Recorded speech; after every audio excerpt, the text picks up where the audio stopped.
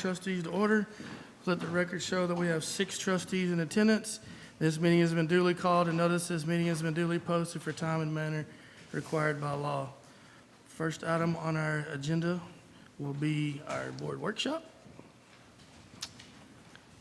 Mr. Calden? Thanks, sir. Good afternoon, board and Dr. Hollingsworth. We are going to start round 1 of our 3-part budget workshop for the 24-25 school year, and go ahead and get into it. So for our agenda, we're going to kind of update fund balance. We'll do the status of state funding, some current year development, some kind of go over some budget mechanics, just some what we're looking for next year, any instructional changes for next year, and then we'll work together to look at those 3 tiers, tier 1, 2, and 3 of budget priorities. That's what we get, that's the not so much audience participation, but board participation part of today's workshop. We'll get some feedback from you on our budget priorities. I don't know if it was cute, fun, or indifferent, but this year I took the theme of the good, bad, and the ugly, and so we'll start with the good. So fund balance, you board told us fund balance was a priority starting last year, that you wanted us to make concerted efforts to put money into fund balance. Last year we put on paper about $5 million into fund balance. The original goal that you had set for us was 3, followed by another 1 million this year. So we set up this year's budget with a $1 million addition to fund balance. Just as a general reminder, fund balance, operating funds for the lean cash flow times, it's an ever-evolving target. So generally, we want about 3 months of operating expenditures in fund balance. That's for a number of reasons, but the greatest of all, it gives us the most flexibility to make sure we can continue as a school district in the event of any delay in payments from the state of Texas. So a majority of our payments before we hit tax season are going to come from TEA, and that's kind of our saving bell until we get back into tax season. So that fund balance does help finance operations in the event of any sort of disruption in payments from the state. Since you mentioned it, are we there? I'm sorry? Are we there? Yes, sir. At the end of last year, we were at 25.1 or so percent, 25.1. It's actually on the very next slide. We were at 25.1% of expenditures, so exactly at 3 months with a little bit extra. So we had hit that mark. We were feeling good about ourselves. This is why it's in the good category. Put it graphically, the good. We had gone down. The 2 red bars are to try to show you the COVID period. And so that was a great period of uncertainty in terms of how many kids we were going to have on a daily basis. We did have a hold harmless from the state for one of those years, the second year not so much. But you'll see that there was a downward trend in fund balance. It was not ever to the point of insolvency, but we did make a concerted effort last year to move it back from about $24 million to $28 plus million. So sitting in a really good spot with fund balance. So we'll move on to the current year. We'll move on to the bad, as I've been calling it. So last year, I told you at the very beginning, on paper, we added fund balance about $5 million. Well, the goal was 3. The reason it was so much more is we had some deferred expenditures or carried over purchase orders. So you're well aware of us requesting to buy a good number of buses last year, and those didn't come in last year. They're coming in this year. We've had 2 already delivered, and we will have another 4 delivered as we get closer to June. Well, all those purchase orders were issued last year, so money had to be in the budget for those purchases.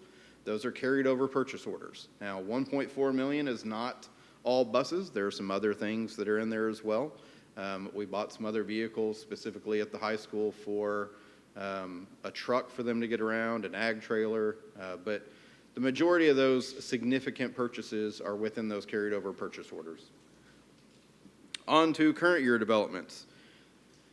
We operate the SHARS program, which is where the district provides services to Medicaid eligible students. The services are Medicaid reimbursable or Medicaid eligible, and we tabulate all those and we submit a cost report to the state every year, and the state reimburses us for a portion of those expenses, and that's the SHARS program, the School Health and Related Services program. Recently, we were told that the state had an audit from the federal government as it relates to the operation of the SHARS program. The federal government had a finding that they levied upon the state, and the state decided to pass that on to all of the districts participating in SHARS. So they've unilaterally decided to cut the reimbursement rate for all districts, and there's an asterisk next to the 1.5 million reduction because we are filing appeals on that. We do hope that we will be able to make a little bit of latitude and ground on that because we actually incurred those expenses. And so there is hope that we will not eat the entirety of the $1.5 million reduction on that line. But that's our best guess right now, is about $1.5 million is where we're looking on this SHARS adjustment. Just as a reminder, federally, in the general fund, SHARS is federal money, and we budget about $2 million a year in revenue for SHARS. Usually comes in a little bit more than, usually comes in about 2.1 to 2.3 million. So this would be a vast significance of that SHARS money being adjusted off as a result of the Fed's audit and the state's decision to take that out of the district's reimbursements. Also, need to talk to you about Senate Bill 12. So last year was the legislative session, and not much happened. And then a special session happened, and not much happened there. Continue this to the fourth legislative special session, and that's when we got Senate Bill 2, which Senate Bill 2 adjusted the homestead exemption from $40,000 to $100,000, and that was approved by voters in November. On the heels of Senate Bill 2 was Senate Bill 12. Senate Bill 12, the purpose of Senate Bill 12 was we've been having all these M&O tax rate decreases that have been hitting people who do not have frozen taxes. You've all been seeing the benefits of a reduced M&O, your tax bill has been going down. What Senate Bill 12 did was target those who have frozen tax amounts, so the over 65, or the partial or fully disabled exemptions on their houses. These individuals have not been seeing the same reductions because their taxes have been frozen as an amount, not as a rate. Senate Bill 12 addressed that by reducing those frozen taxes so that those who were over 65 or had the full or partial disability exemption would also see some of those benefits from the M&O tax rate going down. What Senate Bill 12 did not include was an offset, a hold harmless. So right now in current law, part of Tier 2 funding, which way complicated and technical, but as the district's taxing effort remains the same or increases, our revenue from the state stays at that level. When we reduce our taxing effort, meaning we collect less property taxes from our residents than we did the previous year, without a hold harmless, Tier 2 money from the state is also reduced. Senate Bill 12 did not include a hold harmless. The regular M&O mandatory reduction that was in House Bill 3 does contain the hold harmless. So every time that M&O rate goes down, it's made up by additional Tier 2 funding from the state. On Senate Bill 12, that hold harmless wasn't there. So as our M&O collections go down from this lowered levy or lowered ceiling on the over 65 and the disabled, full or partial, as our revenue goes down, so will our state revenue in that Tier 2 category, to the tune of about $1.5 million in total. Bottom line is, we're looking at a budget impact of about $4.4 million overall this year. The $1.4 million at the top, we absolutely planned for because we knew that was going to happen.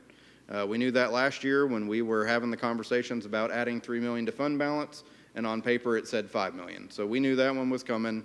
That one's not a huge surprise to us. But the SHARS and the Senate Bill 12 absolutely was a surprise to us. Senate Bill 12, because its passage didn't happen until August, when we had already come up with the budget, and the SHARS adjustment, we got notified by that in the fall of this year. I believe Ms. Kriegel saw that one to the tune of $300 million that was coming out of district funds across the state due to the SHARS adjustment. In all honesty, we're not anticipating a hit to our fund balance of $3 million overall because we do have a little bit in our budget this year. I usually budget health insurance at 100%. I don't have 100% of my employees taking our health insurance. It's closer to 52, 54%, somewhere in that range. So there will be some money that was budgeted in health insurance that will help offset some of these negative runs on revenue. We also anticipate our ADA and enrollment is right about where we anticipated. Our ADA is better than we budgeted for this past year. You add those two together, and that's looking right on target, so we're feeling pretty good in that line. But overall, there was one other thing that I was going to tell you about. What was the other thing? It was $700,000 too. What was the other thing? Yeah, it was on the good. It wasn't health insurance. We talked about health insurance. Thank you. Last year, as part of the budget process, you told us you wanted us to add $1 million into fund balance. So we went through a process with Cardonics to identify teaching positions that we didn't necessarily need to fill. And so we do have some contingency positions. I believe the number is about 9 at this point. And so with those positions being unfilled for the year, that, thank you for that save, that will add about $700,000 to $750,000 of unspent funds that we'll be able to put together with the health insurance surplus to make about $1.5 million overall that we think will not be true expenditures that we had originally planned for on the front end. So with that, you're still looking at $1.5 million to $2 million that will be hitting the budget. And you're saying, well, why did you just inflate it from $1.5 million now back up to 2? Because it's only March. I still have almost half a year to go, and there's still unknown things that could happen between now and then. I don't know what the price of fuel will do. I don't know what insurance will do when it's time for renewal. So there's still some big unknowns that are out there. So I do want to play it a little bit conservative and a little bit safe and tell you I'm going to hedge and say that we might be looking at a hit to fund balance of about $2 million for the course of this school year that we're in. Now the ugly. Let's talk ugly.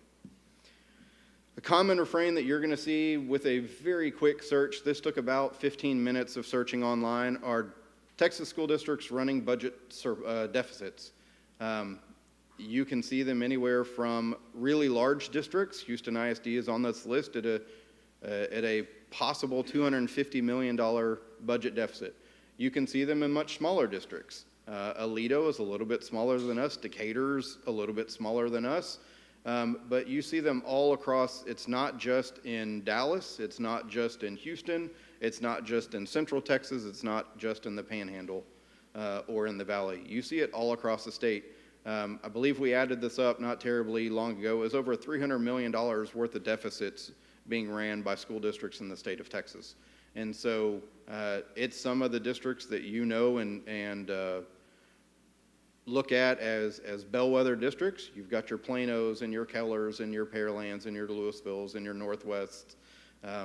But to me, one of the bigger surprises was Allen. We always just kind of assume Allen is a well-off district, and they really are. But they were also looking at a $9 million budget shortfall.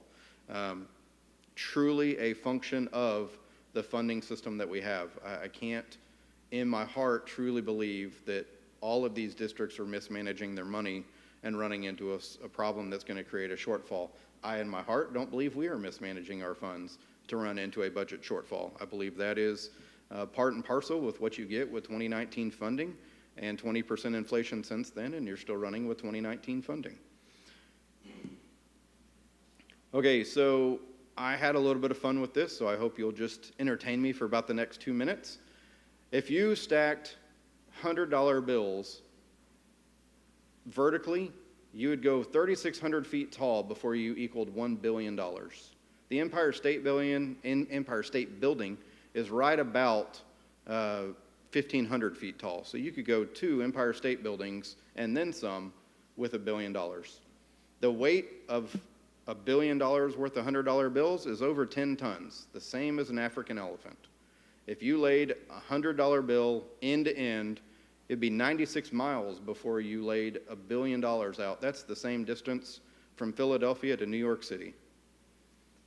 If you were to stack $100 bills into bundles of $10 million and put them on pallets, it'd be 16 pallets worth of $100 bills to equal $1 billion.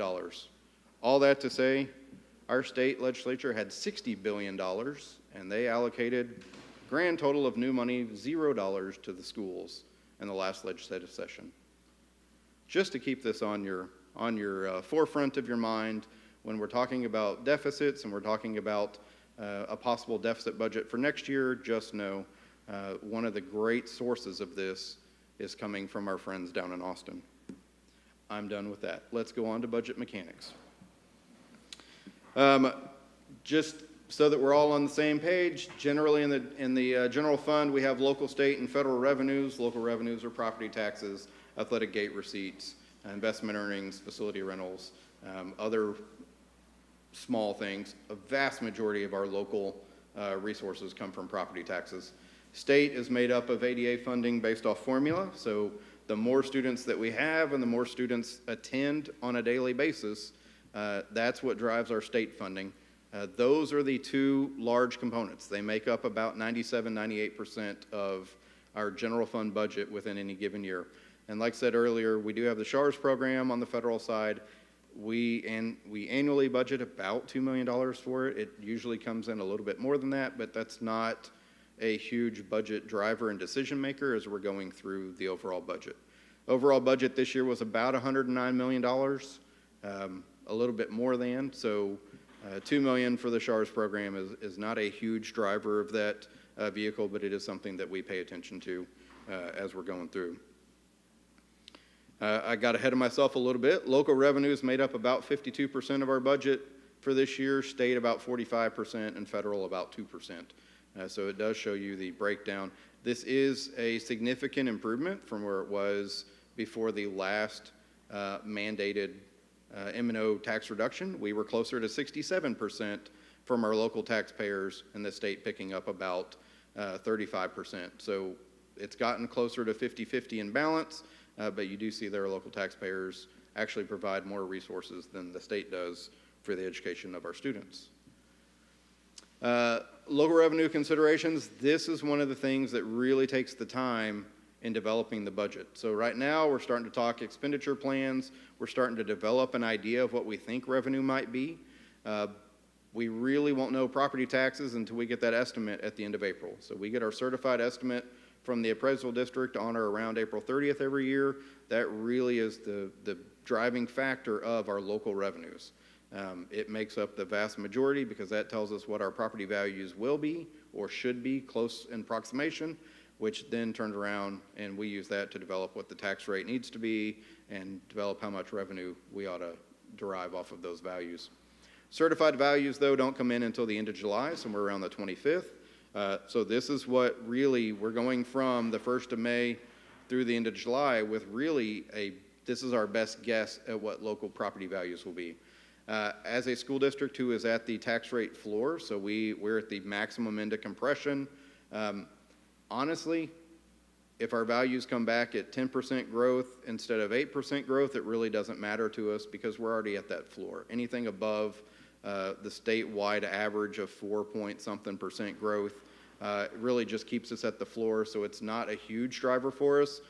What it does tell us, though, is when we estimated an 8% local property value growth and it's 10, that's going to increase the amount that's subject to recapture. If it goes the other way, if we estimate 8 and it ends up, or we estimated 10 and it ends up 8, that should lower our estimate for recapture. So that's, when you're at the floor, that's really all that property value amount does. But we really need July 25th and those certified values to come in so that we can fine tune and hone in on what exactly that tax rate's going to be and what effect it's going to have on available funds on the backside. So whether that's increasing recapture, reducing recapture, or in some arena where we're not growing, it might even yield to not reducing or not compressing the M&O rate as much as another district in the state. But we're not going to be in that boat. We're going to be at the maximum of compression for a while. Once we get those values at the end of July, we have to send that to TEA, who then tells us what our tax rate can be. And so we wait on that to usually come in around August 7th or August 8th. And that's a relatively new step. That's been recent that's happened. We generally, to be conservative, assume a 99% collection rate. That's not just in the current year of levy. That is based off of the current levy, will we collect 99% of that levy? And when you take delinquent taxes and add them in, generally speaking, we're in that 99 to 100%, or maybe a little bit more than 100% range of that levy that is collected on an annual basis. Other local revenues, generally, Sally is my best friend. Sally is the acronym, same as last year.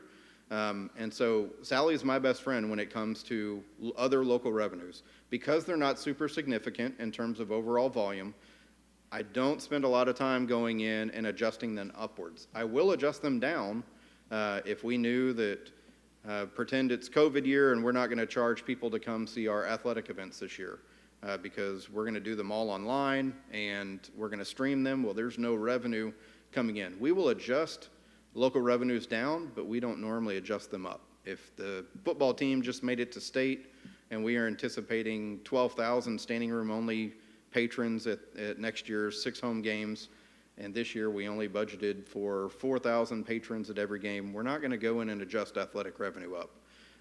When it happens, then we might, if we think that's a sustainable trend, we might go in and adjust that revenue up. But the last thing I want to do is go in and hire a bunch of extra staff off this assumption that because we won state last year, everybody's going to show up this year. When it doesn't happen, now I've created myself an ongoing problem with the staffing unit and the revenue, or no revenue to support it. So generally, other local revenue items don't get adjusted too terribly often. The last big adjustment was for investment earnings, and that's because we went from a 0 rate environment during COVID, right after it, to a 4%, 5% yield environment now. So we adjusted it up, but to be really honest, it's about 25% of what investment earnings really are. Because again, we don't want to get out in front of it and start making decisions that we can't support based on the come that never actually comes. And yeah, that's what that last part says. So property tax collection. In 22-23, you will see that property tax collection percentage did go down to about 97%. So you will have also seen a corresponding increase in our delinquent property taxes in that year. But this is generally where I'm getting the 99% from. So we may go in and adjust that this next year. We might move that down to 98% to give ourselves a little bit more certainty on what those actual M&O collections will be. The downside to reducing it is that we might be too conservative. So now we're really cutting our nose off to spite our fist or face, and we're really not accurately reflecting what those resources are going to be, which means we're going to turn around and tell people that we can't add as many positions, or we can't give pay raises, or we can't support cost increase throughout the district based off of our property tax collection percent. On the other end, I don't want to tell you it's going to be 105% because now, again, I'm anticipating revenue that realistically isn't going to come. So we do look at property tax collection percent, and we use multiple years to develop a trend, and we will keep our eye on exactly where that property tax collection percentage is. But 99 has been kind of that historic number that we've been using from a conservative standpoint. Talk about tax rate history. 2017-18, we were at $1.17 in the M&O and 38+ cents on the INS. With the passage of House Bill 3, and that was the 2019 legislative session, you see the M&O rate coming down significantly, down to 75.75 cents on the M&O side in this current year. You see the INS rate essentially being held steady. Within their 2017, I believe, was the passage of the Max Simpson elementary bonds, and that rate held steady. Through that, you do see a 3-cent increase on the INS rate with the approval last year of the $574 million in bonds for all the 2023 projects. So overall, the total tax rate has been going down from the $1.55 that it was in 2017 to should have done this math previously, $1.15-ish, $1.16 in 2023, 2024. To look at freeze-adjusted taxable values, these are shown in billions of dollars. So in 2017, we were at $3 billion+ of taxable values, and in 2023, we were just shy of $8 billion.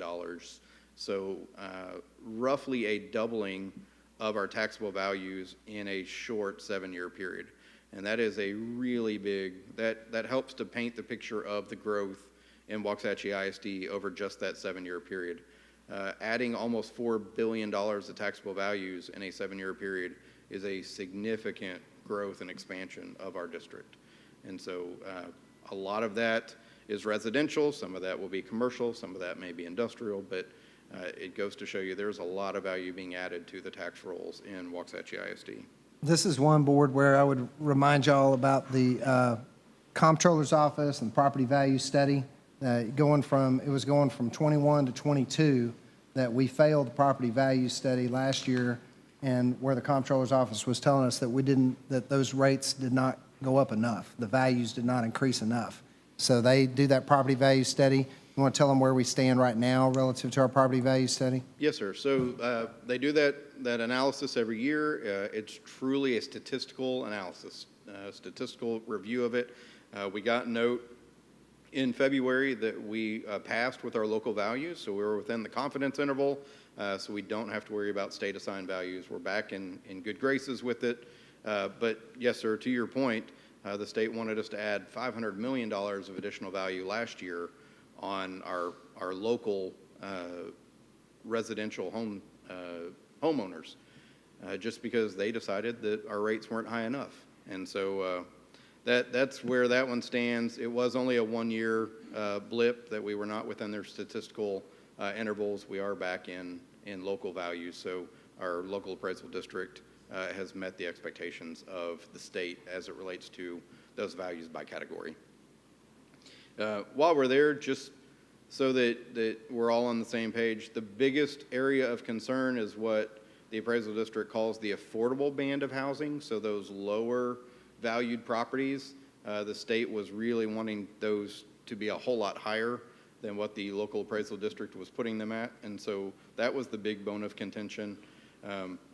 I don't know what changed this year and caused them to agree and to be within the confidence interval, but we are super thankful that our local appraisal district does a really good job and was within that confidence interval of the state. Just as our local appraised values are going up, we are seeing and anticipating an increasing trend of enrollment within our district. So in 2015-16, we were right about 8,100 students. This year, about 11,000 students in 23-24, and then to continue forward in 25-26, we're anticipating that to be a little over 12,100 students. So it's a very consistent trend upwards. These are demographic estimates of growth. When I go in and do the budget, I do not use 100% of the demographer's estimate. So the demographer's estimate is a snapshot in time on the last day in October, snapshot day. When we're going through and looking at it, I usually will take about 80% or 75% of the demographer's number. And if you watch our trends, we usually are not at the demographer's number in August. We're usually there or pretty close to it in October, November. And when we get to March, April, May, we usually exceed it. Growth is not just a one-time thing in our district. It continues to happen throughout the entirety of the year. So we do have an opportunity to far exceed, but again, try to play it a little bit conservatively and make sure that if we miss it, we're not blowing the entire budget by missing it. I do discount the demographic number as I'm developing a budget for the fiscal year. So a little bit of a confusing chart. Wanted to show you what state revenue has been doing as weighted average daily attendance, or in relation to weighted average daily attendance. You'll see a general and gradual increase in weighted average daily attendance. That's that red dashed line. And then you, up until 23-24, have been seeing a decrease. So if you look at 2020, 2021 to 2022, 2023, you will see that state revenue was decreasing. The reason state revenue is projected to increase this year is, again, Senate Bill 2. With a reduction in the taxable values, with increasing the homestead exemption from 40 to 100, because there is a hold harmless in there, the state is putting in more funds to education to get us right back to where we were before reducing that M&O rate, or reducing the amount subject to taxes on the individual residents with the homestead exemption. So It's not new money being put into the system for the purposes of education. It's new money the state found to go in and reduce that M&O rate or the amount that's subject to taxes with increasing the homestead exemption. So that's where that state increase is coming from. It's not discretionary spending on our end. Fun small numbers, just kind of wanted to show you, this is the template that I'm using. This is Omar's template that is put out. We do compare it with, TEA has their own template of revenue. Quite frankly, it's harder to read and harder to use, so we use it as a sanity check, but we use Omar's template as we go through. So as you'll see on line 1 up there, our average daily attendance, you will see an increase, a budgeted increase from 22-23 to 27-28, going from about 10,000 students in average daily attendance to about 11,800 students in average daily attendance. Go through all the mechanics and you can kind of see all the stuff there. I really wanted to point your attention to the FYI line at the bottom. I did not create this. This comes from Omar this way. But look at what our local, state and local revenue per ADA is doing. It starts at 10,087, it goes to 10,600, and then it starts decreasing. So our revenue per student is projected to start decreasing to the tune of under $10,000 per student in 2027, 2028. Now, this isn't manipulation on my part. You can see in line 1 up there that I've added students to the register. I've gone in, yes, it 100% would be going down if we left students alone. We've increased enrollment by a rough estimate of 400 kids a year. We've also increased taxable values in the district because we don't anticipate it to be flat. We don't anticipate it to be decreasing. But you see overall, the state and local M&O revenue per student or per ADA is on a gradual and non-sustainable decrease to under $10,000 a student. Fun trend to watch as we go forward, but it's really disconcerting as you develop a budget and start trying to think about things long term. Way too early projections. So this is about maybe the 20,000 foot view as we get into a budget. I'm just trying to get a general idea of where we might be. I'm expecting about 10,668 students. That's an increase of 400 for next year. The demographer estimates it'll be 500 plus additional students from this year. So you see I'm taking a little bit of a discount. The demographer is expecting 11,548 overall kids next year. I'm assuming that I can get to 10,668 on an ADA basis with 92.38% attendance rate. I ought to be able to hit 92.3% attendance any and every day of the year.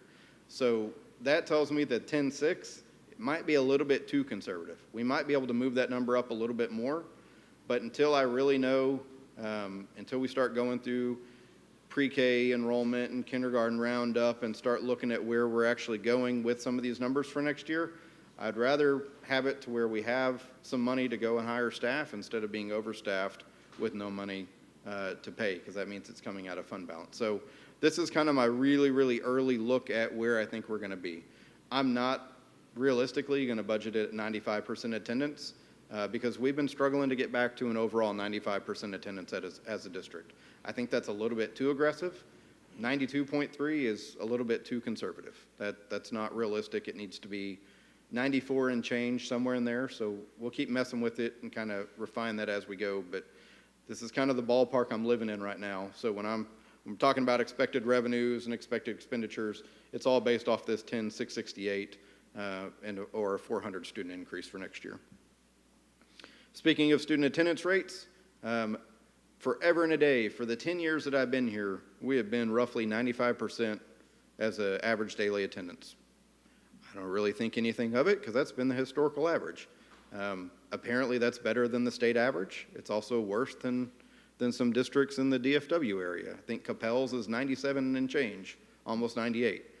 I'm not telling you we have to be there for our budget to work. I'm telling you that that's just their scenario. Ours is roughly 95. So 2021, 2021-22, 22-23, those years being under 95 created us a little bit of a pinch to where we go, hey, we need to watch what we're spending because we're not going to meet our revenue targets because our attendance rate is below what we thought it was going to be. It's a little bit below 95. This year, in the first semester, this is through December, we were right at 95%, so we're right on target. I actually ran the numbers with ADA through December, and it generated about $100,000 more revenue from the state than we budgeted for the year. So I put that in the drawer and said, okay, we're on target. We're not going to go spend it. We're not going to go, do some big project because that's just through December. I'm glad we didn't, because then we hit February. Then we hit flu season and COVID again and all that fun stuff. And we had some days that were pretty rough. But it's overall average for the year, so I think we're on target. We at least were on target through the first half of the year, so hopefully we'll still be on target through the spring. We've beat this horse a couple of times. 2 million SHARs, roll on. All right, expenditures. TEA mandates that we put expenditures into classes. So 6,100 are payroll, 62 is contracted services, 6,300 are supplies, 6,400 is other, 6,500 is debt service, and 66 are capital outlays. If you take the 63s through 6,600s, they make up approximately 15% of our overall budget.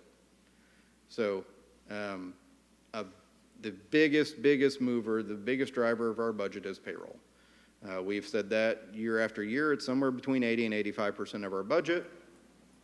Professional and contracted services, really think utilities. That's the biggest driver in that group. Utilities are a really big part of that 6,200 account, and then it steadily decreases as you go down.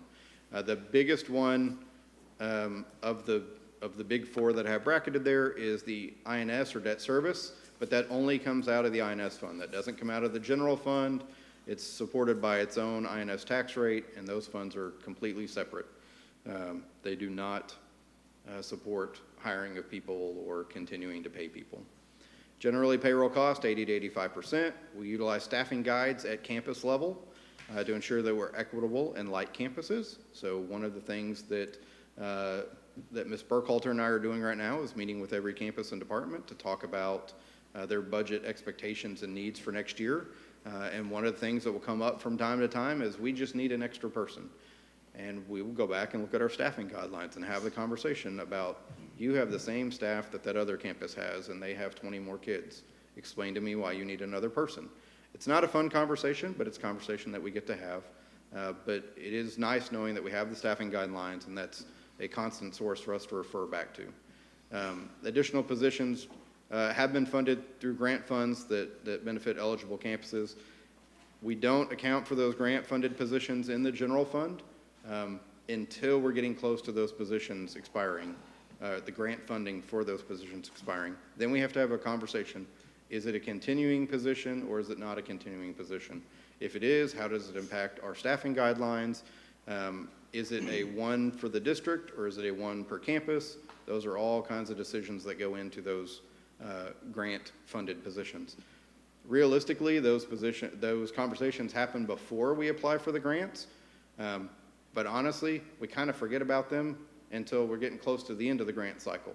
Then it starts having that conversation about, is this grant worth continuing? Is the work from the grant worth us funding and investing going forward? Or was that a one-time thing that we tried it and it's not for us? So grant-funded positions right now, the biggest ones are coming out of ESSER funds, which we didn't do a lot of people. We did a lot of programs in ESSER. And so those would be some things that we'll need to look at going forward. Do we continue those or do we strategically abandon them going forward? Brian, have you forecasted yet what our overall budget number is? Like 85% of what or 15% of what? No, sir. I haven't at this point. No. Okay. Let's see. About 112.4 million would be the current estimate in the room. But like I say, we looked at that other slide, the sanity check, that I could achieve that with 92.3% attendance. So that number is going to be adjusted a little bit. That's too low of an attendance rate. But in looking at, I'm looking at about 3.4 million of additional revenue from where I'm at this year. That sounds about right, kind of given where we've been in years past in terms of expected enrollment increase, there are still plenty of things that can happen with this number as we go through the course of the year. There's some really, really heavily weighted FTEs in there, or full-time equivalents. So when I'm looking at special education, that's one that I really want to be low on. I want my budget estimate to be a lot lower than whatever we actually end up with at the end of the year. Those are heavily weighted, and so they draw a lot of funding. Same thing with career and technical education. Now it's broken down into 3 different levels, level 0, level 1, and level 2. I'm going to budget all of my CTE kids probably in level 0 and level 1, because level 2 draws a lot of funding. If I put them all there, I'm going to be upside down as I'm doing this budget. But to your point specifically, Mr. Rogers, this is really just a really early guess at kind of where I'm going to be, and we're going to spend some time really refining this. A lot of this gets refined in June when we get full year ADA numbers for this year, because we generally assume next year's student population is going to look very similar to this year's. And so if I have a big decrease in special education, I would expect that to continue for next year.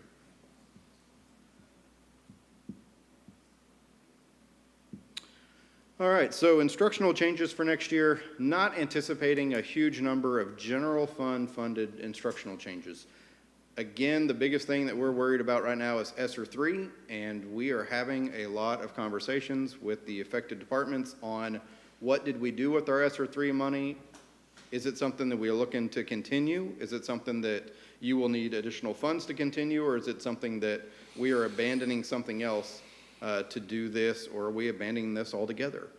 We just had a meeting today with TLI to start talking about some of their funded positions or funded programs, and Next Steps Community Solutions was the big one that we were talking about. That's a mental health counseling program for our students, and so we're looking at, is it a continue, is it an abandon, is it a thing that you can handle within your budget, do you need additional funds?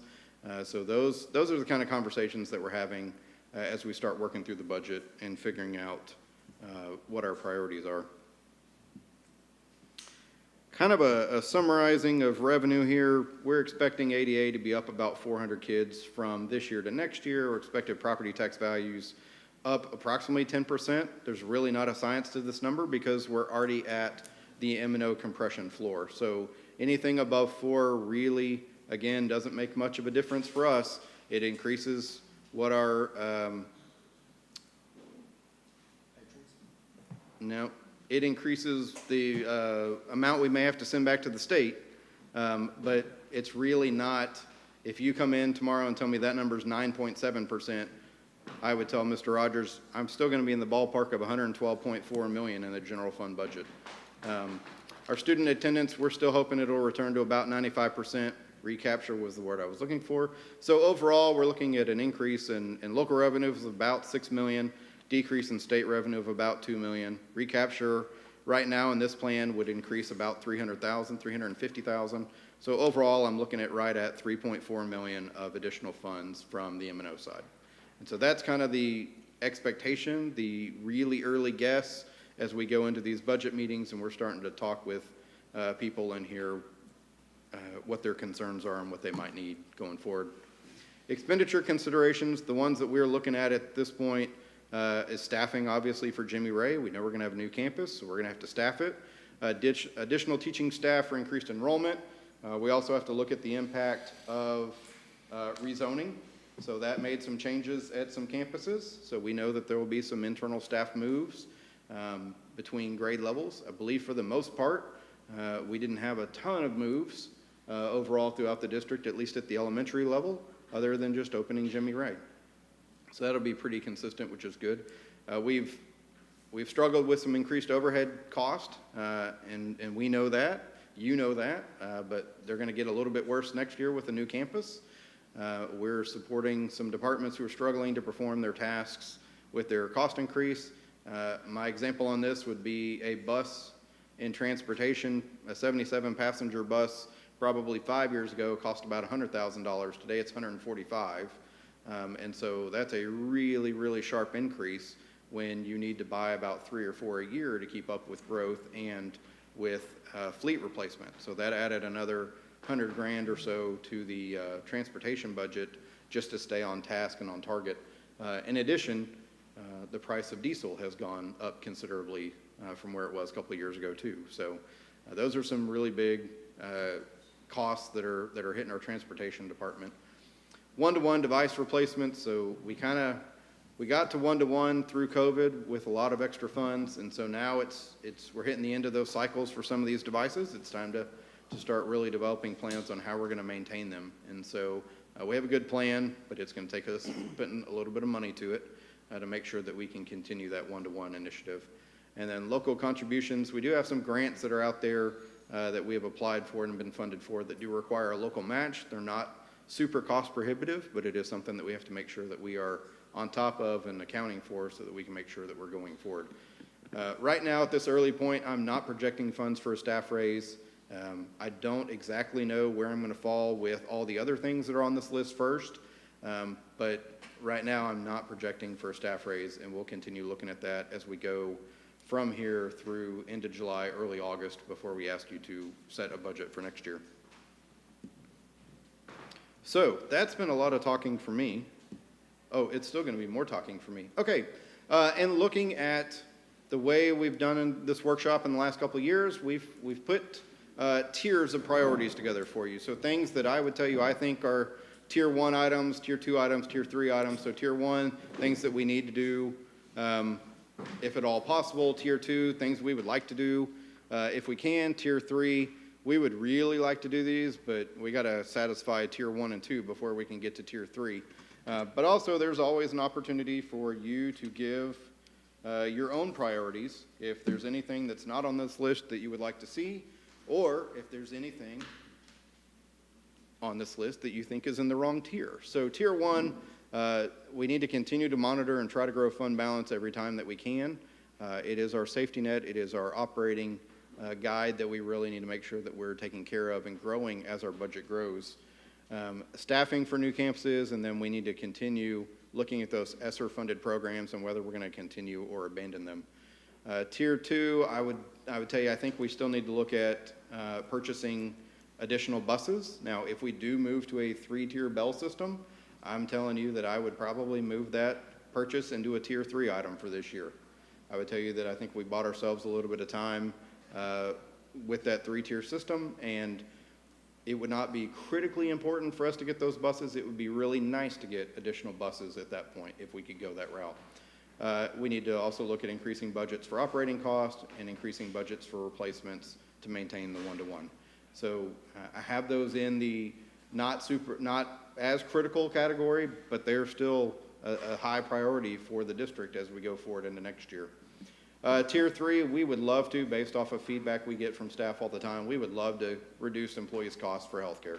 We know that the amount we pay for healthcare, we're not as competitive with our local districts, but quite frankly, if I'm given the option between a $1,000 pay raise for all staff, or I can contribute $1,000 across the year for health insurance, 52% of my people will benefit from me increasing our contribution to health insurance, 100% see the benefits of me increasing staff payroll costs. So it is a thing we would really like to do to make our healthcare more affordable, but quite frankly, it has not been a tier 1 priority just because of the low participation rate. We would also, Dr. Averitt has mentioned possibly looking at a retirement matching plan. They've had one in another district, and it worked really well for them. So to encourage our staff to contribute more to a separate retirement fund, not just TRS. TRS is great. We love TRS, but TRS is not indexed for inflation. So to get our staff on a good financial footing, to encourage them to put some of their own money aside on a 403B or a 457 plan to make sure that they are just that much more prepared for retirement. And then we've also heard from some staff who would like for us to explore an attendance buyback program, meaning if you don't use all of your local days this year, that we would put some monetary amount to it and buy them back from you so that you would get some monetary benefit for not using those days to try to not incentivize people to just use them so they didn't feel like they were losing those days. So with that, you're not really in a small group, and I really should have changed that slide, but I copied it from last year. So what changes, if any, would you like to see in these tiers? And what is missing from it, or what do you think could be removed from these 3 tiers?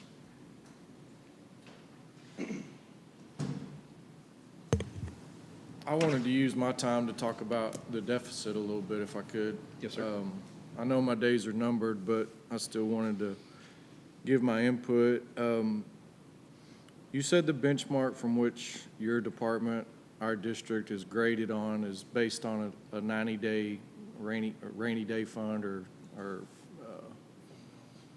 fund Surplus, balance yes, sir. for a certain amount of 90 days, right? Yes, sir. Okay. I know we made a commitment last year to really try to get to that point, and I think from what you said, we're right on it at $28 million.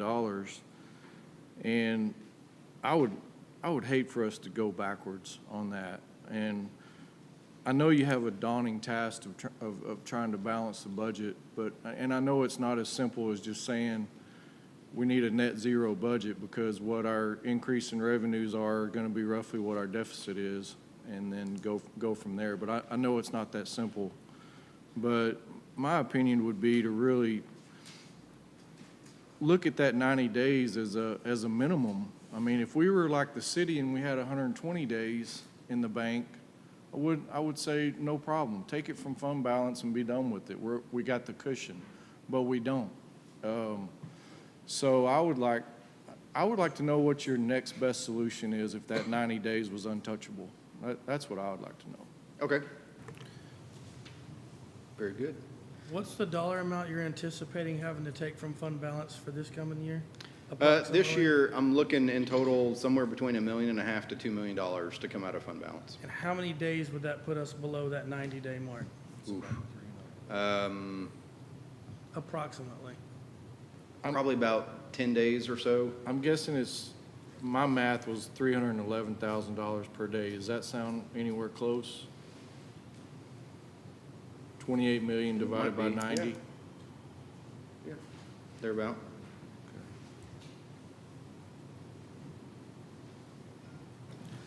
So you said about 10 days? Yeah, somewhere in that general range. I was just kind of going off of, 28, 10% of that is going to be 2.8, so a little bit less than 10% of 90 days would be 9 days, so, 6, 7 days, I just rounded up to 10. That's conservatism. That really scares me to pull it out of fund balance like that, if there's any other way. Yes, sir. Because there's a bigger cloud looming on the horizon, and that's gonna become, when we open these other institutions, you have to staff them, you have to have people there, which not only do you have to pay them, that's gonna increase your requirement for fund balance as well. And we may have to do something, but I think just to say we're gonna automatically do it, I mean, my household didn't go on a vacation last year because our fund balance wasn't too great. And that analogy, I think we need to make sure we're not missing that here. I'm going to assume that we're not expecting the legislature to meet again for the next 2 years, so we're not expecting any, We're carrying on with the current funding laws as we know them. We are not anticipating any help. have we looked at possibly doing reduction in budgets? Okay, I know that's not going to be a priority, or it's not going to make anybody happy. Have we looked at not we have vacant positions, I'm assuming. Yes, sir. Have we looked at not filling some of those? So- Have we looked at, as people possibly leave, not possibly replacing everyone? I mean, my question is, have we looked at everything? And I'm gonna ask you that every single time you come and present this to me until I know what we've done, to at least know that we've at least tried that. Yes, sir. To get that number down. Do I think we're gonna get to zero to where we don't have to take money out of fund balance? Probably not. But I wanted to make sure that we take all the measures that we possibly can before we even consider taking money out of fund balance. Yes, sir. So to your question, in the current year that we're in, yes, we have an ongoing conversation between HR and the business office every time we have an open position and we're looking at posting. Is this a position that we have to post for this year? Is it a position that we keep and don't post it for the rest of this year. The ongoing goal on that is to try to get this 2 million down to as close to zero as we can. I'm with you. I don't anticipate it coming to zero, but we are actively trying to get that there. We've also put some other projects on hold. At one point, originally in this budget, or for this year, excuse me, we had about $300,000 set aside to go in and do renovations over at the Coleman tennis courts. That's on hold. Unfortunately, it's probably on hold indefinitely at this point because I don't see 300 springing up to go and do. But that's kind of our mantra, is looking at especially the bigger ticket items to make sure, is this a reasonable, necessary expenditure given where we are? Is this a nice to have or a must have? And going forward, for next year, that's part of the conversations that we're having as we're doing these budget meetings. We talked again today about, I think I'm about to kick a hornet's nest with some of my principals, but here we go. We talked about during the COVID time, we added a campus-based sub. Is that something that we need to continue? Is that a position that we look at maybe not having anymore? Those kind of conversations of, hey, is this a position that we, given where we are financially, is this a position that we need to continue? Or in that case, 12 or 15 positions that we need to continue, or do we need to look at doing something different? So we are having those conversations. It is March, it's still a little bit early. We don't even have a real draft of a budget, but yes, sir, to your point, we will continue having those conversations and critically looking at everything before we're asking, or just assuming we're gonna roll that forward and continue it.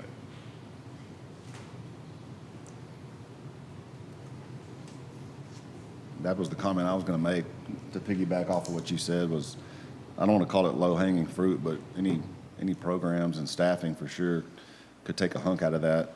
And I've spoke a few times when we talk numbers about percentages, and close to $1 million or $2 million not being a huge percentage of our budget if you do the math that way. And I've spoke to it as if it's easily doable.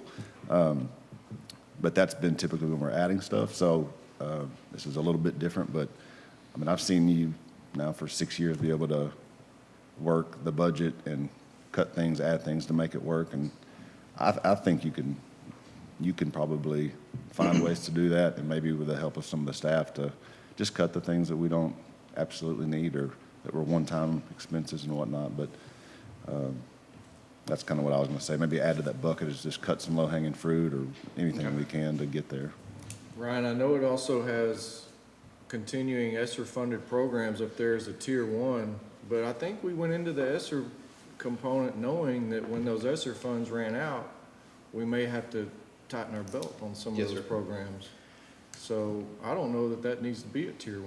In my The only opinion. reason it's a tier 1, in all honesty, is those, we have to look at those right now. We can't kick that can to another year. So increasing the budget for replacement of the one-to-one, the laptops to maintain a one-to-one, we have some tricks. We can kind of kick that can if we need to. So when we buy the student devices, we always buy a few extra for anticipated growth and breakage.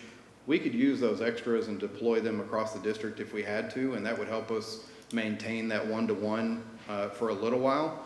But it gives me zero backup. It gives me zero, surplus for a student moving in, or student forgot their device for a testing day. So it's not a comfortable situation, but we could look at that. With the ESSER ones, because ESSER is over in September of 2024, I have to look at that right now. So it's not a, we will continue these funds. It's a question. It should have a question mark. Will we continue these ESSER-funded programs? And yes, sir, to your point, we are having those conversations. We've done this. Are we going to continue doing it or not do it? Yes. We've done this. Are we going to continue doing it or not doing it? And so, those are not, they're challenging conversations, but necessary conversations. One that we have to critically look at. Hey, this is now our money. Is this something we want to continue to do? Understood. I'm sitting here thinking, sometimes I get too far ahead of myself, but I'm thinking about the years to come. Because I'm going to assume that there's not going to be much of a change for the following year. And I'm pretty sure in the next month or two, we're going to be talking about whether we're going to open a ninth grade center. I'm going to assume that that's going to be difficult based on what I'm being told. Yes, sir. So you might prepare a little bit longer down the road, just to see what we're gonna be looking at. Yes, sir. That's a really good plan. But going to what John said about the tier one, obviously, I've always been a fan of growing the fund balance. At this point, it may be just maintain fund balance instead of grow fund balance. That would be the one thing I would say we might need to change on tier one is maintain instead of grow. Yes, sir. Maintain 90 days. I'd like to say that one thing, as we get all of the, as it hits the news that all the different districts have a negative fund balance and they're going to have to cut staff and they're going to have to close buildings and everything. And I have said to many people that we're solid and that we keep a solid fund balance, and how proud I am of us for doing that, because it's something that we've done intentionally. Now, having said that, I'd like to throw something into tier three. I believe I've mentioned it before. Midlothian has a health clinic, Yes, and ma'am. I just wonder about the savings that it would be to our staff and to, and how much it would actually cost, and how, I mean, because that would be, all of our employees would be eligible for that, and that might be something that if we could do it for a minimum amount, that we could look into. I'm glad you brought that We mentioned up. it before. I'm glad you brought that up, because we looked at it last year. Honestly, we didn't do it in near enough time to actually write it into the budget, but I needed to have an idea of where we might be going if we elected to do that. So you'll remember a couple of years ago, we offered an alternative health insurance plan, and the gentleman that was helping us, I believe his name was Eric Smith, was helping us through that process. So I reached out to Eric and I said, hey, can you give me an idea of what I'd be looking at to offer a staff health clinic? And he, of course, told me, well, I need more specific, and said, well, I don't really know. It's a lot like Midlothian's. So on the very, very surface, he told me his thought would be $800,000 to $1.2 million to run a health clinic. Now that's a defined scope of maybe 20%, not really knowing exactly how all that's going to go. So those costs could be close, they could be not close. But when he threw out 800,000, I said, whoop, we're not considering that for this year. So yes, ma'am, we can absolutely add that to tier three as a goal that we would like to eventually look at. But as of right now, that's not one of our things. No, Yes, I ma'am. understand that. I just wanted to throw it in. Yes, there, ma'am. Because that would be something for all employees, and I have heard great things from the Midlothian plan. Yes, ma'am.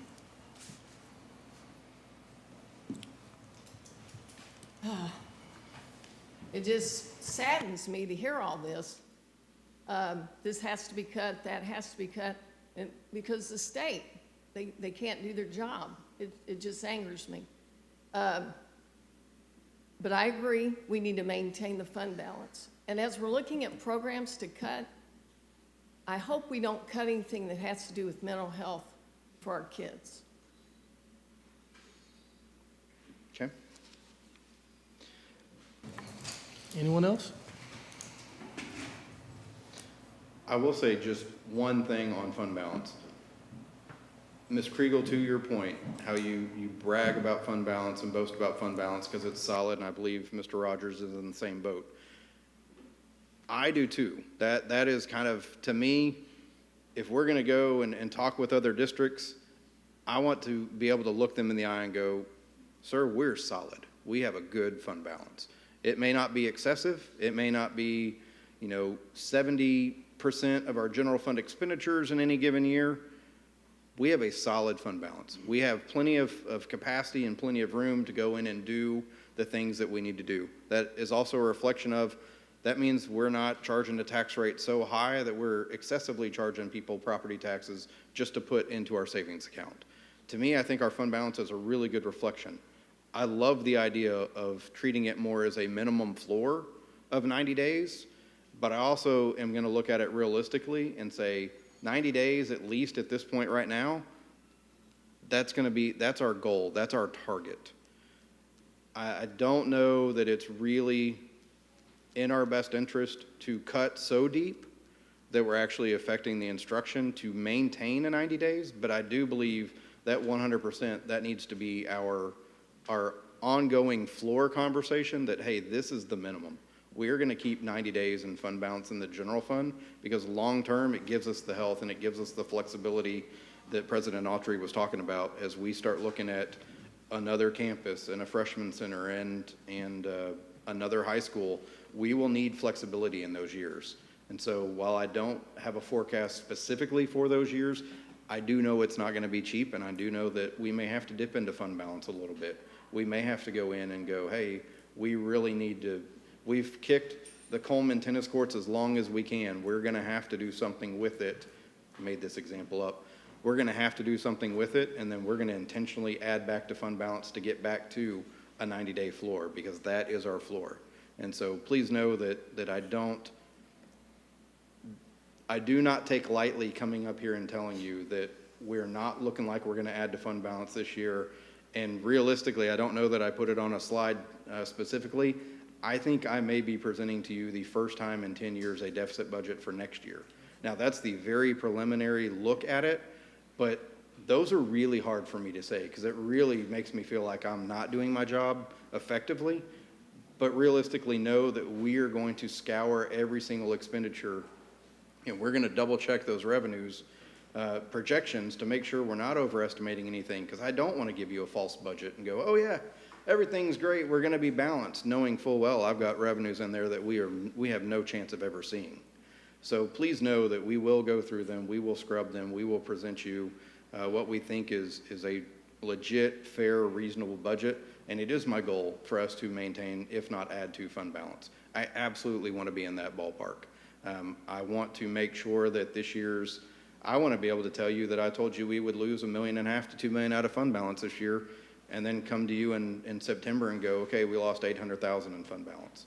Like that to me would be a super win, because I want us to be doing our jobs and I want us to be doing them effectively.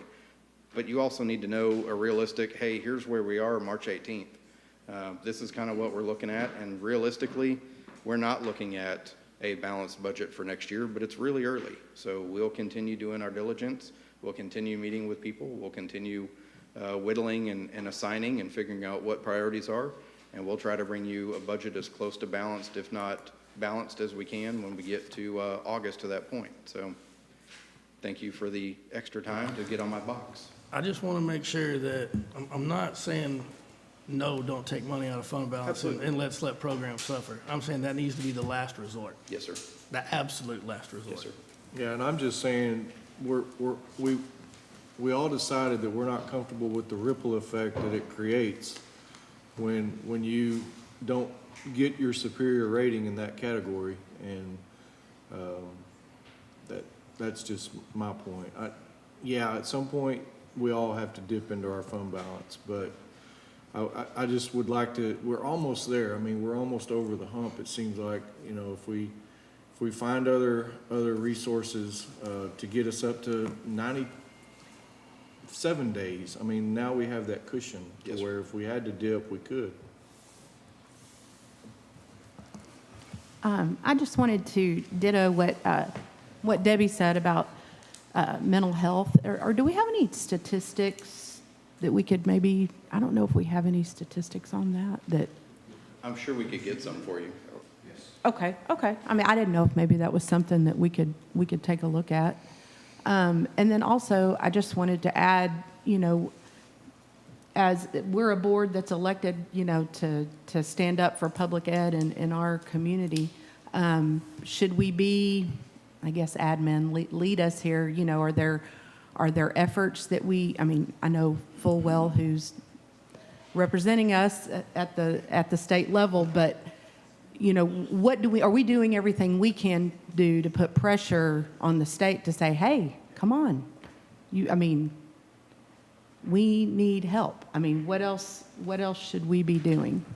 Well, I would just say, I mean, y'all are all involved at varying degrees in terms of what's happening at a state level, and I would just assure you that it does make a difference. You as trustees, letting your voice be heard, particularly to our local representatives, The bottom line is, the state is sitting on an unprecedented amount of money. And there's no secret as to why it is that they are holding that money hostage and not giving new money to school districts. It is specifically related to vouchers.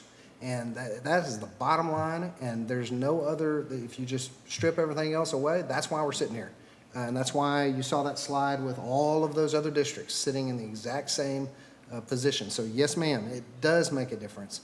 And it doesn't just make a difference when the trustees are heard, it makes a difference when our staff and our community says enough is enough. It's absolutely unconscionable. So. Anyone else? No? Thank you very much, sir. Thank you. Okay, at this time, the board will convene into closed session according to section 551.001 et sec of the Texas Government Code. It is now 5:10 PM.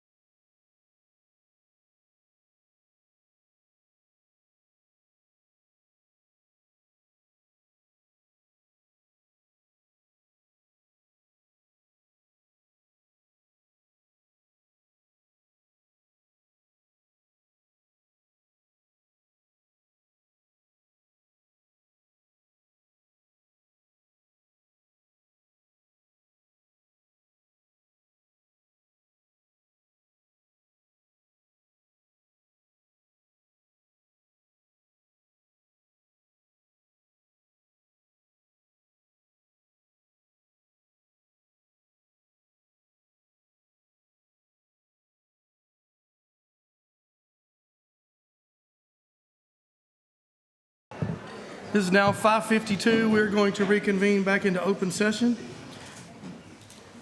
At this time, I'll ask Mrs. Starnader to lead us in our invocation, followed by our pledges of allegiance by Blair Bang, Lucy Lopez, and Penny Lopez.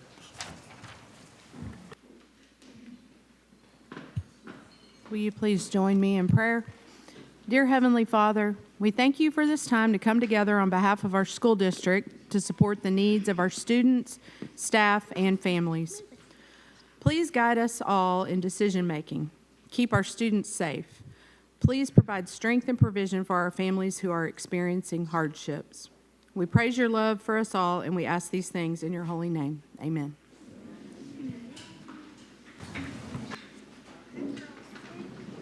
Stand right here, you talking to this microphone. All right. Go ahead. I pledge allegiance to the flag of the United States of America and to the republic for which it stands, one nation, under God, indivisible, with liberty and justice for all. And now pledge for the Texas flag.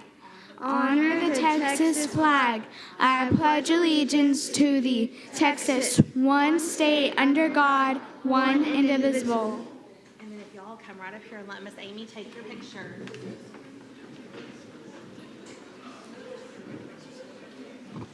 Did y'all hear all those kids in the hall joining in? I think we're raising them right here.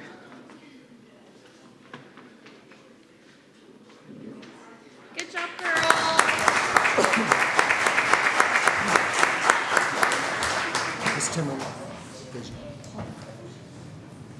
Our vision is to be a district where innovation thrives and growth is limitless. We value choices because they make us unique and are critical to learning. We value a collaborative culture that honors and supports all who positively impact the lives of our students. We value an environment of belonging that respects individual differences and ensures equality for all. We value relationships that broaden learning experiences and enrich our community. Okay, next item on our agenda would be our recognitions. Mrs. Bridges. Good evening, Board and Dr. Hollingsworth. First this evening, we are so excited to recognize Owen Bartosh, WHS Senior. Each year, more than 1.5 million high school students in the United States take the PSAT. Approximately 50,000 of those students qualify for recognition. 16,000 of those students have scores that place them in the 99th percentile of scores for their state, and those students are National Merit semifinalists.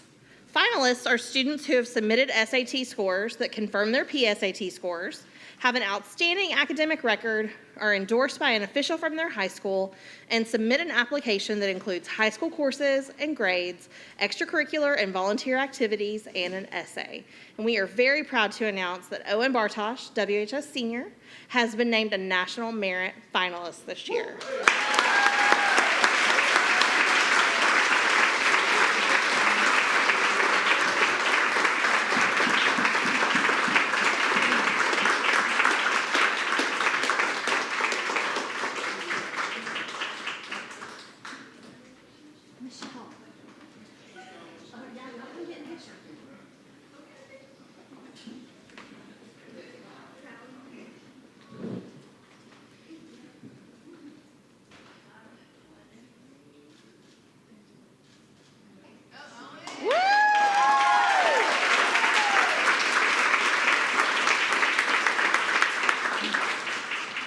Next, I'd like to invite Sean Cagle up to talk about our band and our choir.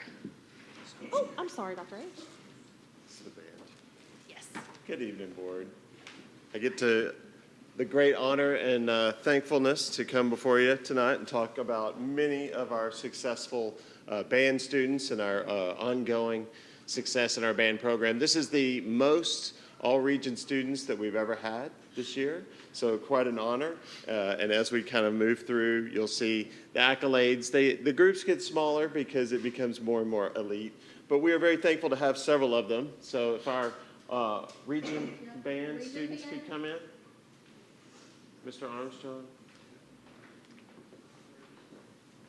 it might take just a moment because there's several here. Although, unfortunately, they couldn't all be here, but we do have several.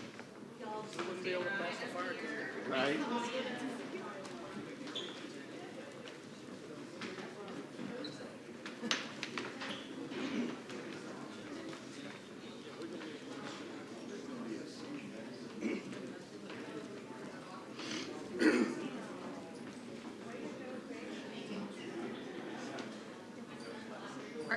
This isn't all of them? No, it's not all of them. Oh, my word.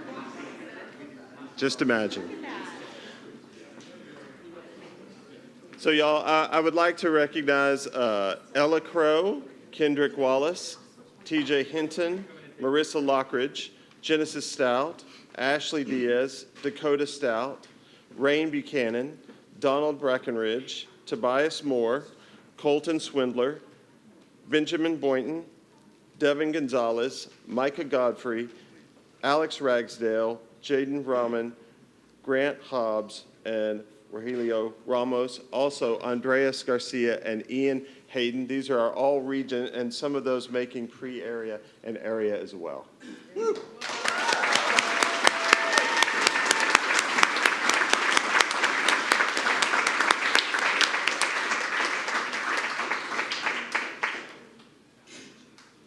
Now let's see. We do have a few in there, a name you've heard earlier this evening, but also among the group is Amariah Bell, Eric Terronez, and Caitlin Wellborn, who are three of our all-state musicians. These are all-staters for 1 year, which is quite an accomplishment in terms of how many students they went up against. So we are very happy to have them and to achieve that accomplishment. We also have Cade McKee and Eric Schutz, who are second-year all-staters. So even more success and quite an elite group. And a very rare accomplishment, Owen Bartosh, 4 years of all-state performance.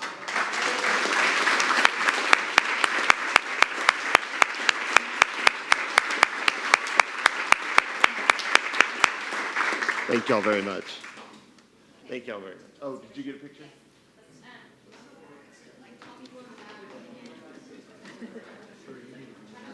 Yep, Sean, you need to come in there, and where are our band directors? Y'all get in the picture. I know there's not a lot of space, but why don't you kneel in the front, Mr. Bell?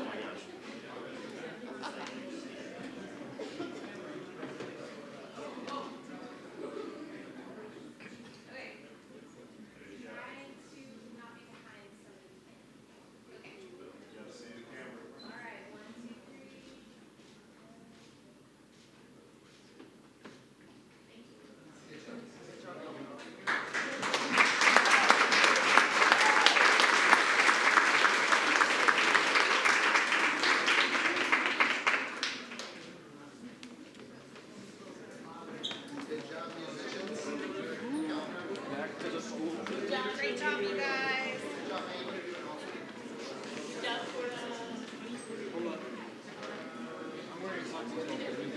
Caitlin. We have Caitlin, right? Caitlin. I'll take a picture.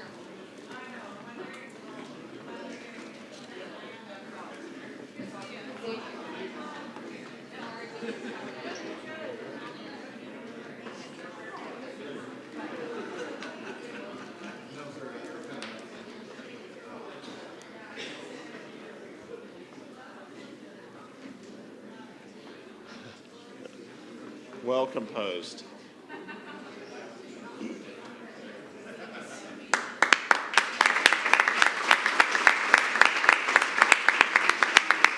Thank y'all very much. Thank y'all. Well, yet again, some great musical success at WHS. Now I'd like to recognize some of our all-state choir.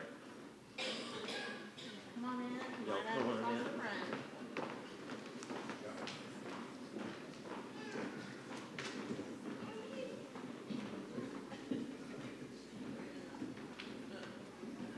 So again, a very similar process. Let me read a little bit for those of you that don't quite know the process. Choir students at WHS have been working very hard this year to prepare for the state solo and ensemble competition. Many of these students choose to learn solos that are in a foreign language, such as French, Italian, or German. On top of learning and memorizing their solos, many of these students also learned a Class 1 ensemble, which is the most difficult. Each small ensemble has one student per part, so each of these singers has to be able to hold their own part despite someone else singing something different right next to them. And they will be performing at State on May 27th. Today we have Camden Caliendo for solo, Brianna Davis for solo and ensemble, Macy Davis for solo and ensemble, Adelaide Dalmaruk for solo, Calvin Forehand for solo and ensemble, Bree Coley for solo and ensemble, Zach Mashburn for solo and ensemble, Elise Robinson for solo and ensemble, Evan Robinson for solo and ensemble, Hayden Rosales for solo and ensemble, Sydney Velasquez for solo, Kira White for solo and ensemble, and Amarian Williams for solo. Did I get everyone? Thank y'all so much.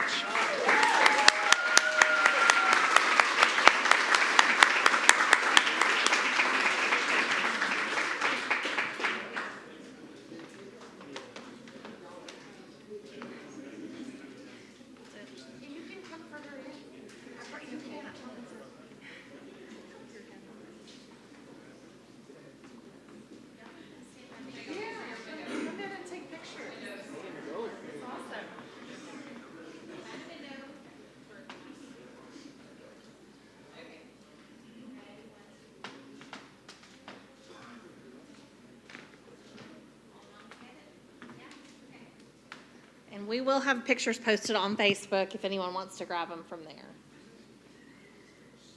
Is that it? Ms. Troll, he's trying to take your job. Good job, guys.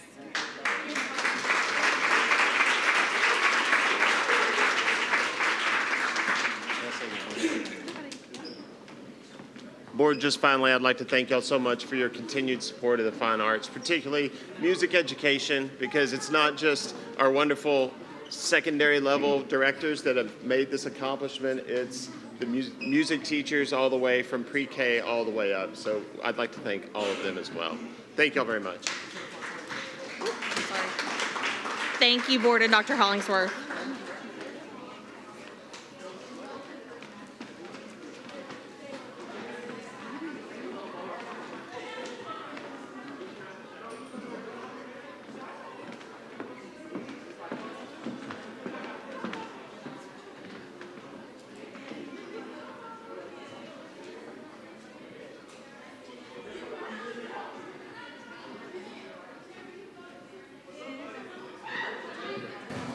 Okay, this is the portion of the board meeting where the board receives input from patrons. Each person who addresses the board will have 5 minutes to speak on his or her issue. Because of posting requirements of the Open Meetings Act, board members will not ask questions of the patron nor answer any questions posed by the patron. No action can be taken on any issue presented during the patron comment section of the board meeting. Patron addressing the board will be notified when they are approaching the last 60 seconds of their allotted time to speak. When I call your name, please step to the podium and state your name and address for the record. Mr. McCutcheon, will you keep the time for me since Mr. Rogers is not here? Okay, our first speaker will be Andrew White. Please step forward and state your name and address for the record, please.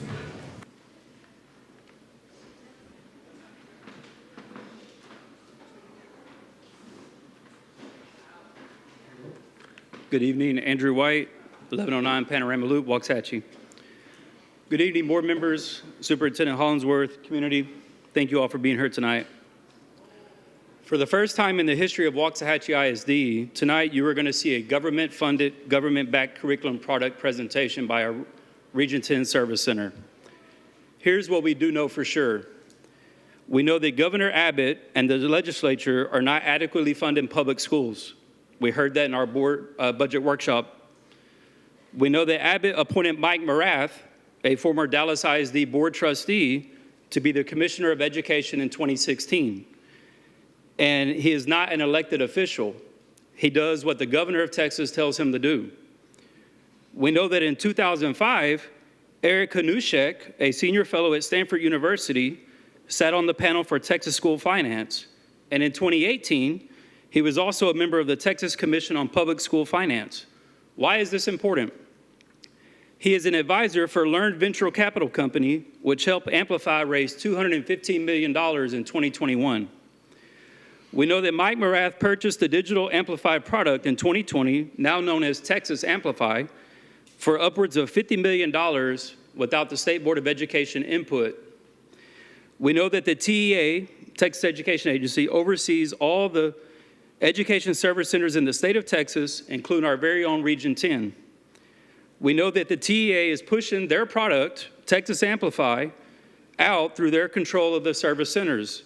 The service centers have to do what the commissioner tells them to do. We know that House Bill 1605 was passed in 2021 to pave the way for Amplify to be guaranteed a spot as an adoption resource once the final HQIM IMRA process is completed by the State Board of Education in 2025. All this is on the TA website. Currently, let me be very clear, there are no official HQIM products in the state of Texas. It is a working definition per the TEA website. We know this because the process will not be completed until the end of 2025, according to the TEA website. So anything that's being presented as HQIM is a working definition of HQIM. We know that there are other products out there, HMH, McGraw-Hill, and more. We know that no hard data has been presented to the community from this district for months since the board approved the purchase of Amplify for our four lowest performing campuses for $350,000. No data has been presented to the community yet to show that it's even effective. We know that some of the other elementary campuses have received little to no support because the 22 coordinators that the district has and coaches have been assigned to assist those 4 schools. And when teachers and administrators at some of those other campuses have asked for support, little to none is given because they are directed to be at those 4 low-performing campuses. Here's what we do not know. Which coordinators of the 22 have been assigned to which campus? Which coaches are assigned to which campuses? How often are the coordinators working directly with the teachers? How often do the coaching support visits take place? How is the support being documented and adjusted based on feedback? We have seen none of this information presented to the community to date. For the last 6 months in our community, Amplify has been an albatross on our district. Will we continue to push a government product that was purchased with taxpayer money by a rogue commissioner, or will we be a district that takes a stand against the very government which is intent on destroying our public education system in Texas? 1 minute. And say no to Amplify? When I talk to parents, staff members, and community, not all parents, staff members, and community members, but the people that I'm talking to, the choice is pretty clear. There should be no more implementation of a government-mandated product in our Waxahachie ISD public schools. Thank you.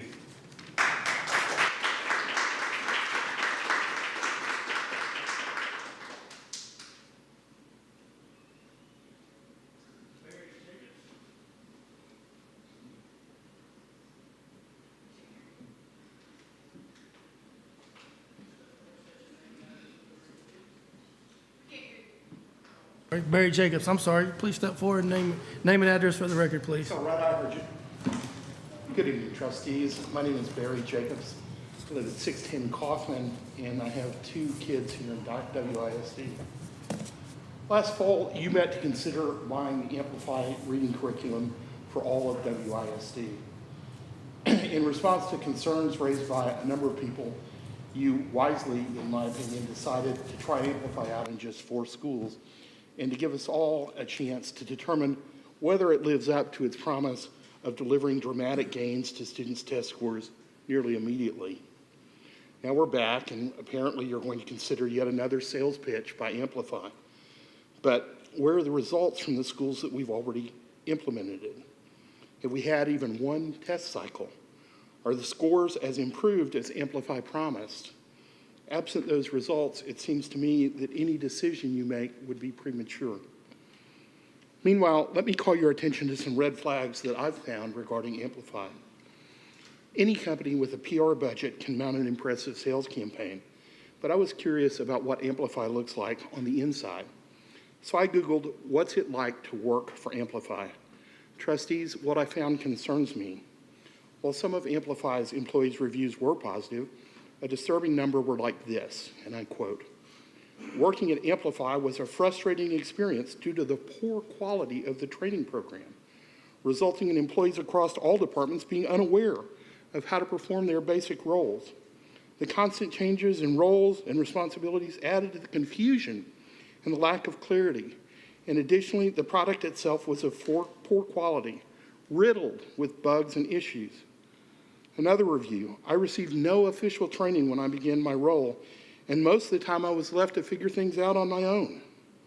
Another review, again from an Amplify employee, "It wasn't clear how serious they are about using research to improve their products and services."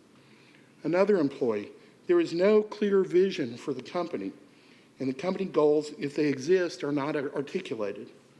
These are just a few of the comments from Amplify's own employees, many of which cited poor training, an ironic problem for a company that produces educational curricula. If they can't teach their own employees, how can we trust them to teach our kids? In addition, I reviewed hundreds of online comments from teachers who are using Amplify right now. Again, big concerns. Common complaints are that the curriculum is overly repetitive, that the time allocated for each lesson is unreasonably brief, forcing teachers to skip large blocks, that the curriculum contains objectionable sexual material, and that it is short on hands-on exercises. If true, these are big problems. You need to hear from our own teachers and our own students via a confidential mechanism so that no one fears retaliation for a negative report before you commit us to this curriculum district-wide. Now, I'm aware that the TEA is pushing very hard for this curriculum. I understand that it has, to a worrying extent, gotten involved in its development and has a stake in its success. It strikes me as a bit of a conflict of interest, but leave that aside. You do not work for the TEA. Your duty is to the voters and the students of WISD. It is to them and not to Mike Morath or Lorene Powell-Jobs or Greg Abbott that you owe your loyalty. Before you saddle us with this Amplify curriculum, please be sure it genuinely serves WISD's interests and no one else's. Thank you for hearing me, and thank you for serving my kids and all of the students of WISD. Have a great evening.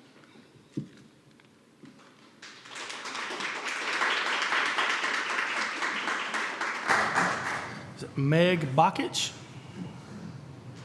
Step forward and state your name and address for the record, please. Mr. Daltrey, is my phone on? It doesn't seem to. Mine's on. Can you hear me? Is that better? Okay. My name is Meg Bakich. I live at 6715 Gulf. It's interesting. Here I am in this beautiful building, and it's sweet and it's quaint, and it smells of just homegrown, and parents involved and teachers involved, and a wonderful school board. Yet here I am standing here to warn you about government intrusion in your school. And I think it's really important. You know what, I don't know who it was here who said, wow, we're doing something right here. Everybody said the Pledge of Allegiance. That is greatness. But when you allow outside interests into your school district, you will lose those small town qualities. And I'm here to talk about Amplify, which is an open education resource, which comes straight from the United Nations. It is not homegrown, it is anti-American, and it's definitely anti-local control. It's a digital bill. It's a digital Common Core is what we call it, vendor bill. It puts children on devices. It's a $2.4 billion taxpayer bill. So when they tell you that it's free, it's not. We're all paying for it. It mandates a minimum of 4 hours of screen time a day for every student. if there's one thing that we all learned, which I'm sure Dr. Binnicker can agree with, because he's your director of learning, is that virtual learning is an oxymoron. We all realized that during COVID. Nobody learns on a device. And I'm not against technology in the classroom. Technology has a place. It should be learned about, and it should be learned from, all about technology, maybe 2 hours twice a week where a child goes to the computer room, but it should never replace the teacher, and that's what Amplify does. And it's the means of it is to remove also your voices and parent voices, because as a parent, you lose all due process when your child's on a device. You have no ability to see what they're learning, to know what they're learning, because the material is dynamic, which means it can be constantly changed. So when you're told things like it's high quality instructional material, that's a play on words. There's nothing high quality about digital learning. The science of reading, it doesn't exist. If children need to learn how to read and write, which is what the purpose of school is, then we need to return to what's tried and proven successful. And that is a great teacher. Instead of spending money, I listen to your budgets, y'all are, struggling, you're gonna be in a deficit. Stop spending money on innovation. Innovation is experimentation. Stop experimenting on children. They're not lab rats. Let's stick with what's been tried and proven successful. That's a great teacher, a strong academic curriculum, books, and paper. Because when you do that, the teacher and the parents are involved in the education. And I listened to Dr. Binnicker's presentation, and he kept saying, it is, what's the word he used? Instead of lesson design for teachers, it's lesson internalization. I want you guys to really think about that. That removes all power from the teacher. The teacher becomes nothing more than someone who internalizes and is a robot. And a robot for who? Is it for what's best for Waxahachie and your students? Or is it what's best for United Nations and what they're pushing into America? And what we all need to know is that, and you mentioned mental health. I mean, there's nothing worse than for a child to just sit on a device for 4 hours a day. 1 minute. But on these programs, a software programmer is coming into Waxahachie, and they're defining the outcome of Waxahachie students. And it's a predetermined outcome, and they are going to be using computer adaptive assessments. And these computer adaptive assessments are nudging children to a behavioral outcome. So when you think your child's learning to read, underneath all that, embedded in the technology is social and emotional learning, right? What is that? That's teaching children behaviors, values, attitudes, and worldviews. But that should not be coming from a software programmer who lives, we don't know where, maybe in California, maybe they live in Amsterdam, maybe they live, in Sweden, because it's coming from the United Nations. That should be coming from your teachers, teaching children how to behave, how to love America, say the Pledge of Allegiance. And if, again, the best thing that your time is up. Okay, I'm just going to finish with, Your time is there up, are many ma'am. options for reading. Ms. Baggett, your Please time- say your no to time- digital learning in Waxahachie.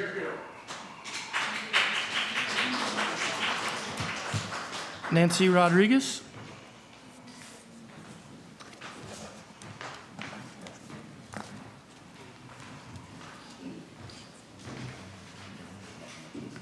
Nancy Rodriguez, 610 Kaufman Street, Waxahachie. Good evening, trustees and superintendent. I am here tonight to speak out as a concerned parent regarding the Amplify curriculum. This curriculum, I understand, is being pushed by the TEA and its commissioner. Mike Morath has no qualifications to speak of in education. While I understand that he is the commissioner, he has a record of failed initiatives where he got his start on the Dallas ISD school board. I have seen firsthand the failures of his leadership. I was the DISD parent, employee, and school board candidate for the very seat he vacated 5 years before my run. From Destination 2020 to the reasoning mind curriculum, one new gimmick after another, and yet the district where he started these reform efforts continues to lose more students each year. Part of the reason I came to Waxahachie was to get away from failed reforms. I have 2 children in the district, a sophomore at Global and an 8th grader at Coleman, and my children and I have been happy with the quality of education they receive here. I appreciate that WISD wants to address low reading scores and assist schools that are struggling. That is a good thing. But I remain steadfast that there is no substitute for an experienced, dedicated teacher. Pre-scripted curriculums and curriculums that involve staring at a screen are not the answer. Did that help you learn to read? I doubt it. Think back on what made the difference for you. 9 out of 10 times it was having a knowledgeable and dynamic teacher, a true teaching professional. If there is a problem in your district, study the problem. Why aren't children reading? Is it unidentified learning disabilities? Is it lack of resources or poverty? Problems with language and communication? Is it teacher-student ratios? Beef up your special education services. Hire more counselors or social workers. Partner with community resources that can help with access to services. Get additional staff or volunteers. Hire more bilingual staff. Maybe you need better teacher mentoring. Ask the community what they think. How can WISD improve? What do parents think is contributing to the problem? What could WISD be doing that it's not? Once you have this curriculum in your district, you will be beholden to it. Don't tie up your teachers with this curriculum. Don't bore your students with a screen. Haven't we heard that screen time is bad for children?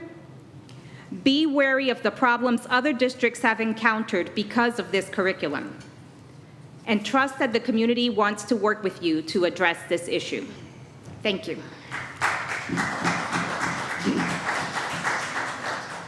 Greg Cooper.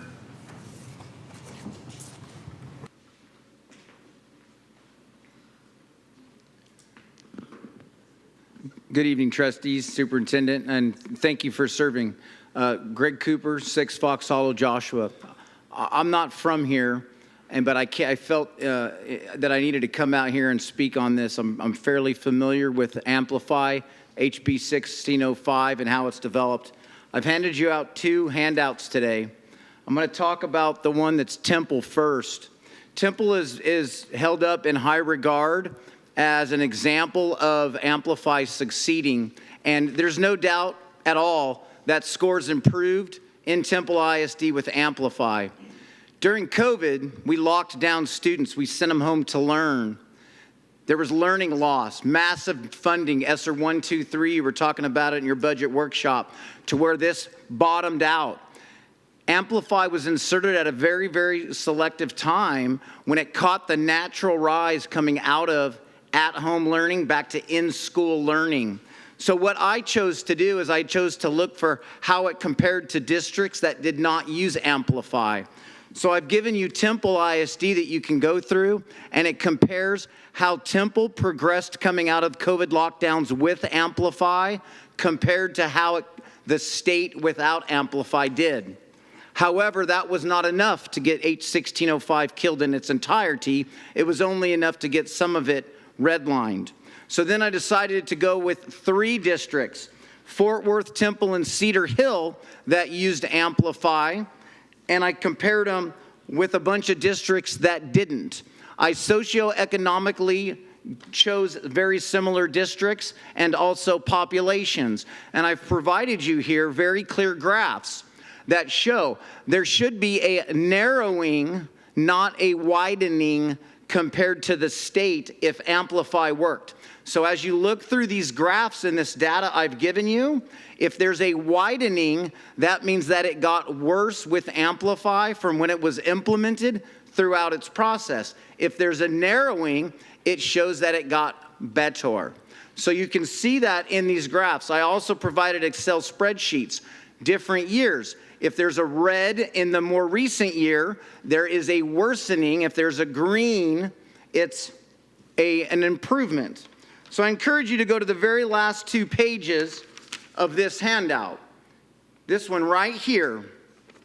You can look at it and clearly see that the schools that chose not to implement Amplify got better at a faster rate coming out of the COVID lockdowns, catching the natural rise and improvement with education from going from in-home learning back to in-class learning. You guys have a budget problem, every school district does. You're going to be dangled strings like you wouldn't believe. You're going to be offered a whole bunch of free stuff. You're going to be bottlenecking your teachers into a pre-programmed lesson plan. There's going to be a lot of flashy words, a lot of cool handouts, a lot of cool videos. I can't do that. I can research my tail off. And I ask you and encourage you before you make any decisions like this to demand a placebo. Nobody would go to the doctor and want a cancer diagnosis without a differential diagnosis. Ask them for what they compared this to as a baseline and as something that is not just showing you Amplify, especially considering it caught the natural rise coming out of COVID.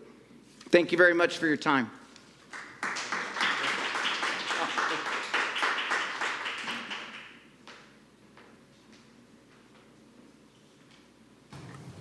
Lynn Davenport. State your name and address for the record, please. Lynn Davenport, 7120 Copperleaf Drive. I live in Dallas. Thank you so much for the opportunity to speak here. I'm here because my kids went through Richardson ISD. They're out of school now. They did not learn from the technology that is being pitched through Amplify. They had great teachers, and they learned to read through books, paper, pencils, and time-tested strategies. So I have been studying, and I will give you the timeline, basically, of how Amplify came down. So in 2020, I read an article by Thomas Altikin, and he's a former educator, or retired educator. The article is called Amplifying Profits, Selling Harmful Pedagogy. And what caught my eye is Margaret Spellings. She was the former education secretary under George Bush, and she's on the board of Amplify. She's also, she just left Texas 2036, and they were big lobbyists during House Bill 1605 during this last session, trying to get House Bill 1605 passed. So you look at all the people who are involved in Amplify, and who purchased Amplify is Laurene Powell Jobs, Steve Jobs' widow. Well, you know, they knew not to put their own kids on the technology that Steve had created, as well as this technology that she's bought now, Amplify. This is putting children on screens. And again, Meg had addressed your comment about mental health. You also had asked about the state, or you mentioned something, Mrs. Timmerman, about the state, pointing to the state. Like, what are we going to do? Our governor wants vouchers, he wants charter schools, and he wants privatization of public ed. Who appointed our TEA commissioner? Abbott did. Who is over the TEA commissioner? Abbott is. So who is dangling this Amplify money? Abbott's appointee, that he's a software entrepreneur. Morath is doing this because he cannot implement a statewide curriculum, because you still, as an independent school district, you have independent authority, you have local control. So what does he have to do? He has to dangle the money carrot, and that money is powerful. So I called Region 10, and I talked to Judith Kaufman, who's speaking here tonight, and she was wonderful. She gave me all kinds of information about these high-quality instructional materials that they call it, which is just a marketing slogan. So you have to understand that these strong foundation grants, they're not grants, they are bribes. That is to get you to take the money and do what they need you to do. So I asked her how much is of the state money, and the grants are state money, that's our tax dollars.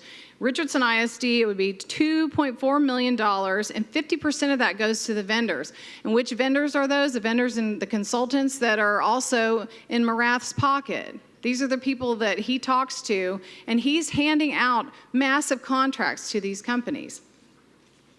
TNTP, that's the new teacher project. I know TEA has paid them $60,000. So this is a cash cow for the consultants and the vendors. This is not going to do anything for the teachers and the students. So the solutions, let me get to that. The solutions, oh, and also I didn't mention, but that was my packet that you all got that says the digital Common Core.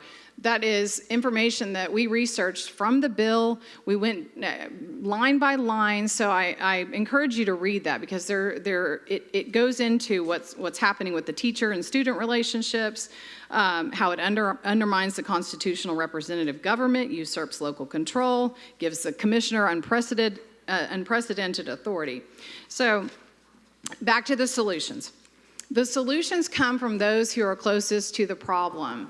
Listen to your teachers, and I would encourage you to go back and find those retired teachers who fled the profession because of all of the things being imposed on them. Get them back and ask them, how did you teach children to read back when the scores were better? And you'll find 20 years of using technology and these experimental learning theories and technologies like iStation, our state performance has gone down year over year. You're no different than any other district. They're all experiencing the deficits. They're all experiencing learning loss. They're all experiencing declining reading scores. Be different. Establish your independence. And know that when you if you adopt Amplify, you're basically caving to the same people who want to privatize. They don't want locally elected boards. You can't serve two masters. You either serve those who you were elected to serve, the parents, the teachers, the students, or you're going to serve Marath and the technocrats. Choose wisely. Because the children, they will never recover if you implement another experiment on them. Thanks so much. I appreciate it.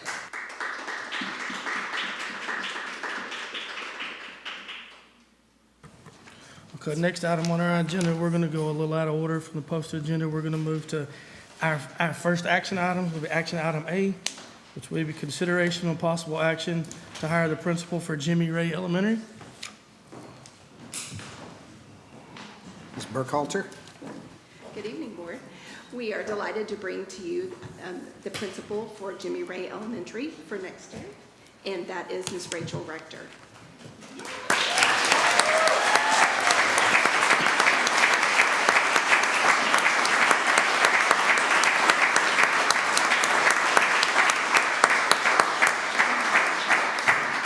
Rachel is an experienced administrator. She comes to us from Red Oak ISD, and she has 17 years of experience as an educator, and I would like to give her a couple of minutes to speak.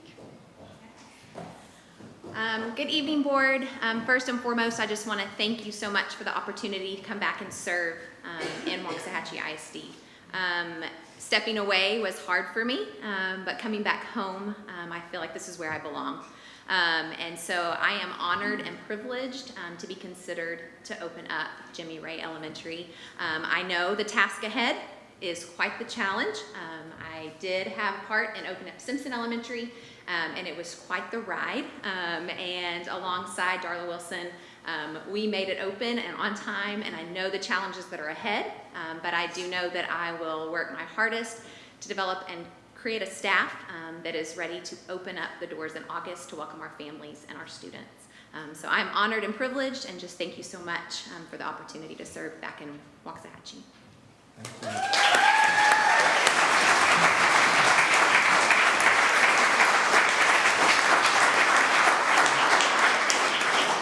Board, at this time, I'll entertain a motion to approve Rachel Rector as the principal of Jimmy Ray Elementary. So moved. I have a motion by Mrs. Timmerman, Second. second by Mrs. Kriegel. Any other discussion? All in favor say aye.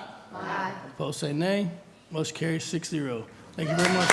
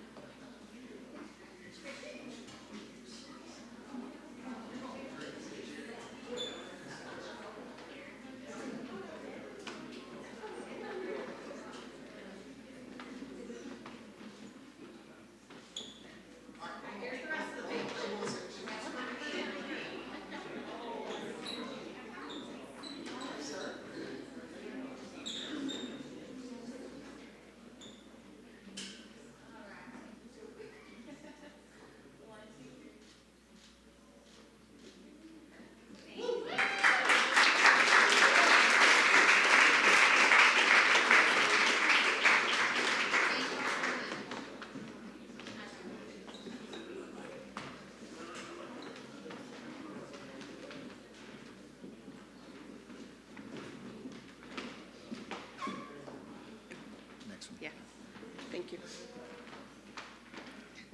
All right, good evening, Board. Tonight we are thrilled to bring you our recommendation for Waxahachie High School Principal, Mr. Jacob Perry.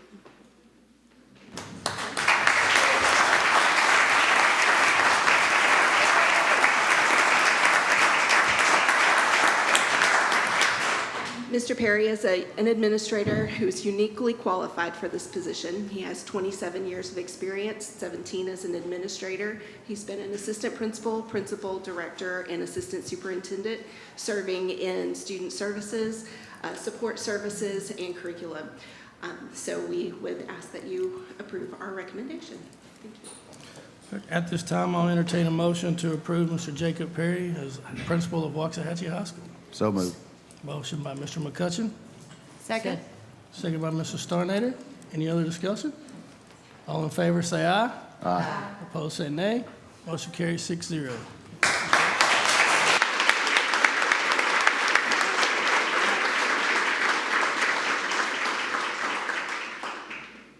Well, those of you who know me, I'm at a loss of words. Not really. First of all, thank you, Board. Thank you, Dr. Hollingsworth, for this opportunity. Words can't describe what it means to me to be the principal of the main campus, the talk of the town, every Friday night, every Tuesday night. It means a whole lot to me. When I moved here about 24 years ago, became a coach, I know the traditions that it means, what it means to be an Indian, and I don't take that lightly. So I'd like to thank the staff at the Waxahachie High School that have welcomed me in this interim process, my APs who work hard day in, day out, and they make the job very interesting. I will never say it makes it easy, but it makes it very interesting. And I'd also like to thank friends and family who are here, and especially my wife. My wife, Amy, we've been married for 22 years. She's known me as a coach, an administrator. She knows how much time it takes, and the support she gives me is just thankless. Thank you for everybody, and I can't wait to serve.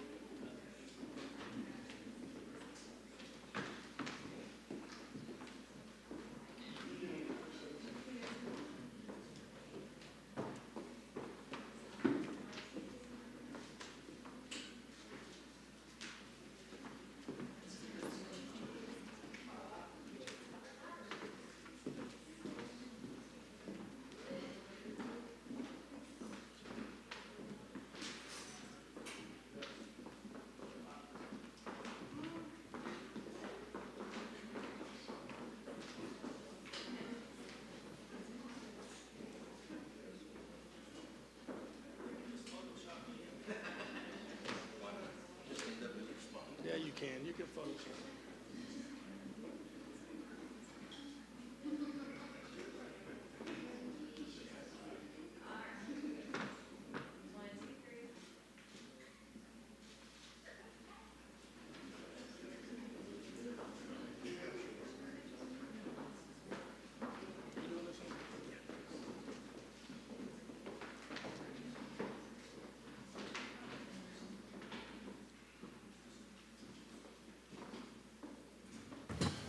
Okay, our last action item tonight would be the consideration of possible action to approve a resolution to pay staff during an emergency closure on April the 8th, 2024. Mr. Alvin.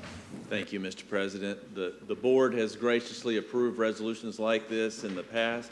This is a different kind of emergency closure because it's prospective. Typically, I'm here after a closure's been made for a winter storm, but the state of Texas, the Texas School Safety Center, our region, our city of Waxahachie, many entities have warned us about the influx of people we're expecting on April 8th, the date of the total eclipse. And so on March 1, heeding the advice of all of those statewide entities and our local Office of Emergency Management, the North Central Texas Council of Governments anticipates more than 100,000 people coming to Waxahachie on April 8th. So we made the emergency declaration under the superintendent's authority. Dr. Hollingsworth made the announcement on March 1, utilizing the authority you've given him at EB Local to announce a district-wide closure. And so tonight, we're asking for a resolution to approve and authorize pay to staff. We have the minutes within our schedule such that we won't need to make up any school time, thanks to your appropriate planning, giving us a surplus of minutes. But to pay staff that would otherwise be on a 187-day or other daily schedule, without a resolution, we would necessitate the need to bring staff back on a Saturday or a holiday. But with your approval of a resolution, we will avoid the cost of electrifying our building on an additional day. We believe we can adequately take care of the needs of the district without that extra day of work. Those members of our security team and maintenance crews that might be called in on April 8th, they would be paid at a premium rate under Board Policy EB Local, and as spelled out in this resolution, at a rate of time and a half for those employees that are required to work on April 8th. But otherwise, we urge your approval of a resolution to pay our staff on this day of emergency closure on April 8th. Any questions for Mr. Alvin?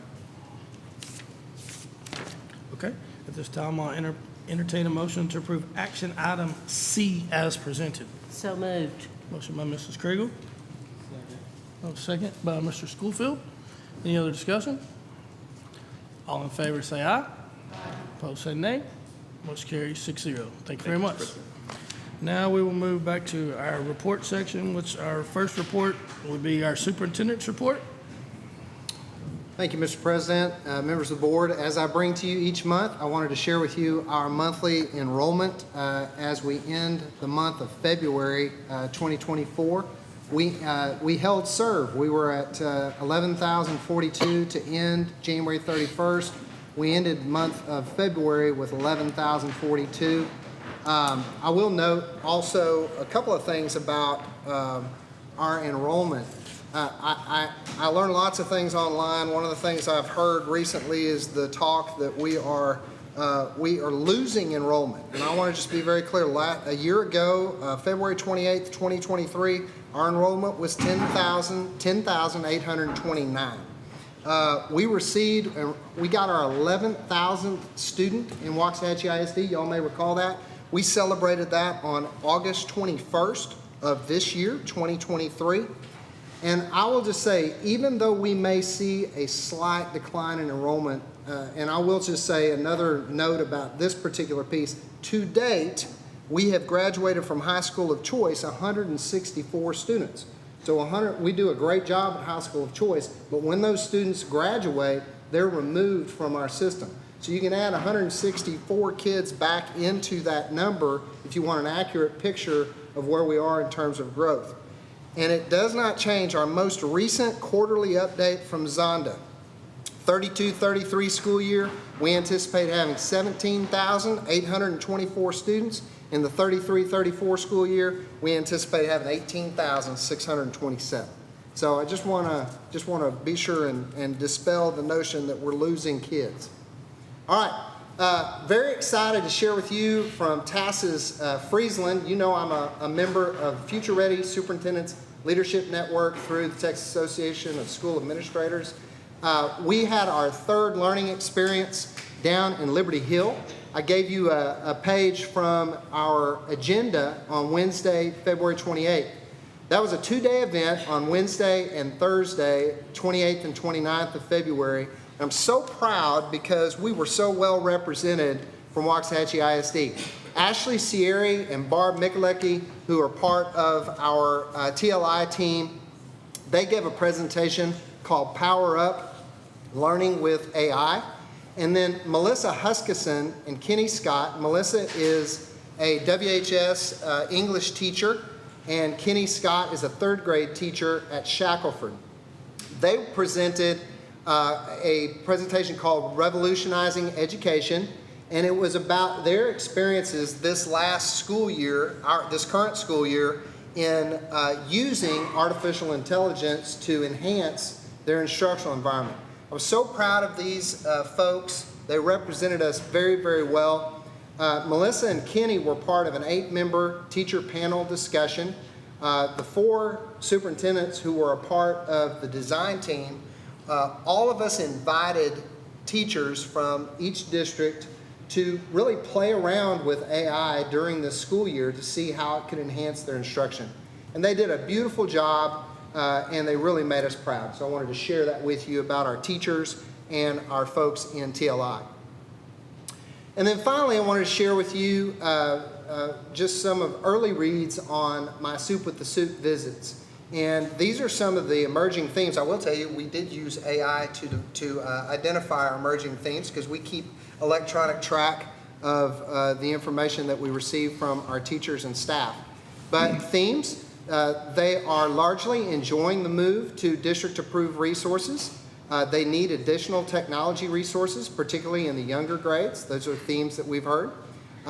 Regarding staff support and recognition, they have desire for staff pay to be increased at all levels. That's a common theme that we hear when we talk to our staff. They do want more training and support for new teachers. Student discipline in terms of more consistent and effective discipline system. That's one of the needs that they've identified and something that we're working on with our principals to address. And anecdotal evidence shows that discipline is down on certain campuses. Communication, they enjoy the campus rounds. They enjoy the opportunity to provide feedback to me and to other members of our team. And they do want continued input on decisions made for the district. And finally, the staff would like to see more professional development opportunities relevant to their roles and their needs. And those are some of the needs that, and some of the themes that we identified on our Soup with the Soup rounds. We're not finished. I have, I believe, 4 more campuses to attend, and we'll give you a more thorough analysis of that information when we finish those up. That concludes the superintendent's report. Any questions for Dr. Hollingsworth?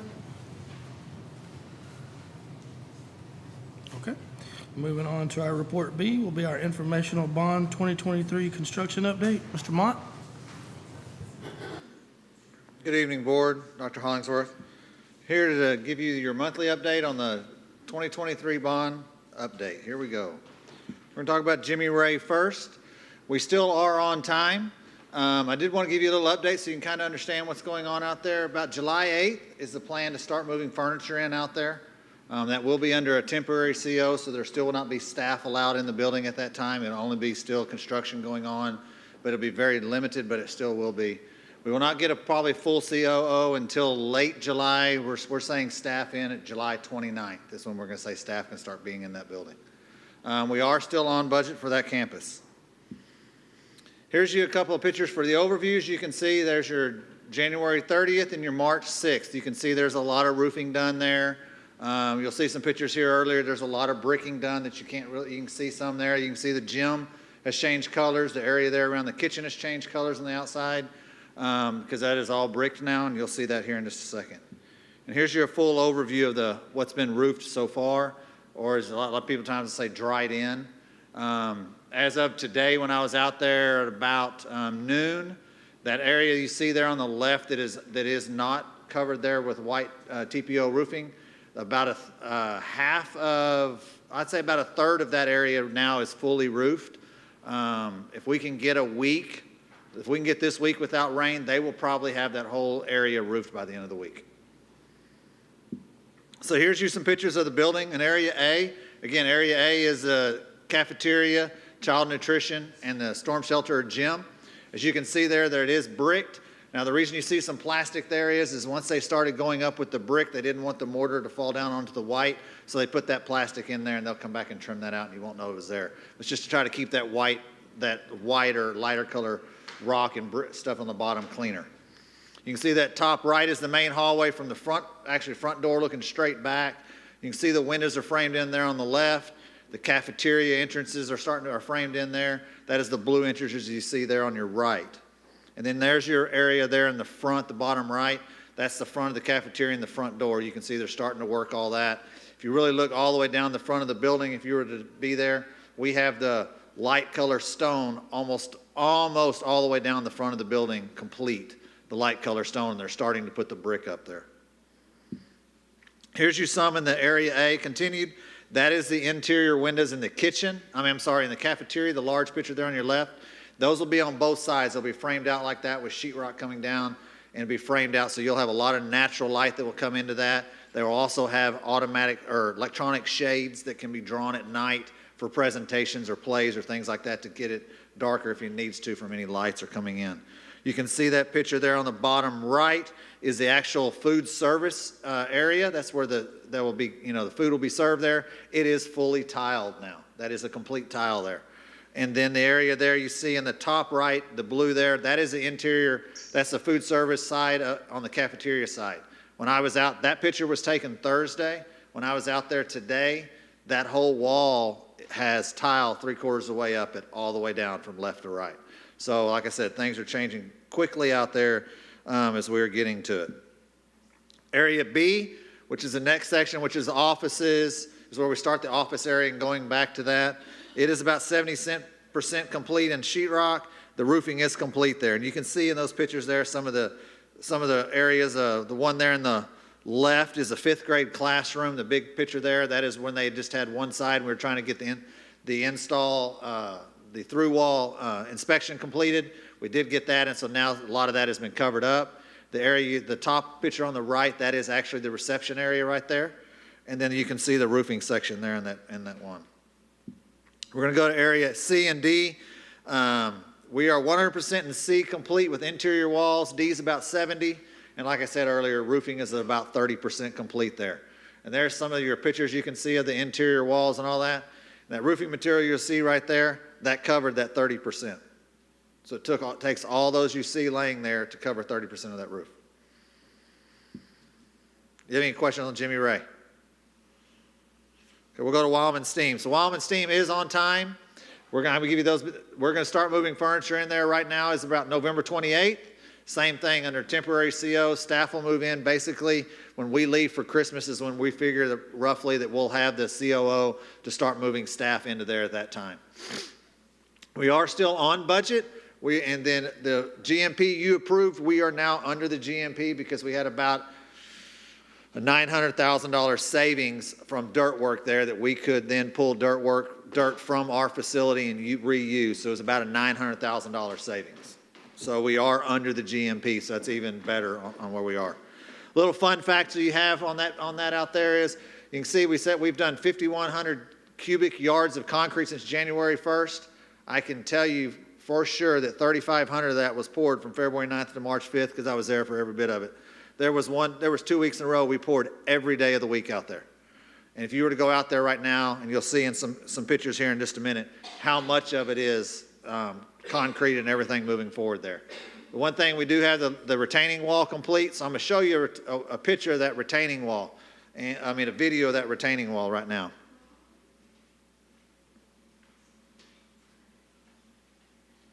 Or they are. So there it is. That is and the steel you see right there in front of it is for A and C, area steel, but you can see that retaining wall as you go along. We'll go just about the whole retaining wall. So when we get back here to the back section here, as we turn this corner, you'll see it's 2 sections of retaining wall. That that little area there is a retention pond there. So as the water comes out, instead of just running through that field and creating a very big, large gully that we'd have to address later, it will be held in there and just be absorbed into the ground at a lot slower rate. And so that's what that's designed there for. As you can see, those the riprap rock, the big rock there, will help from it tearing out and deterring away in there. And you can see the thickness of that. That probably is about 8 foot thick, the outside wall of that. The main wall is about 4 foot thick. In the lower sections, it gets a little thinner at the top.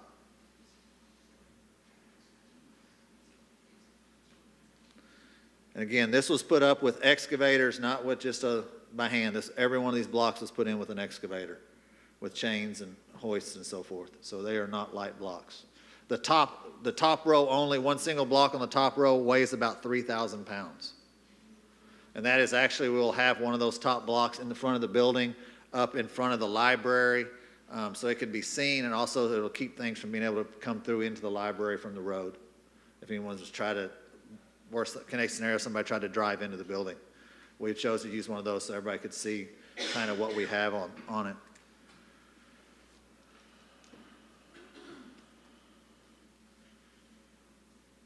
All those little dirt roads you see right there, those are actually the roads for the, what you see, that is actually paving that is now paving. That was where some of the car lines and so forth will be.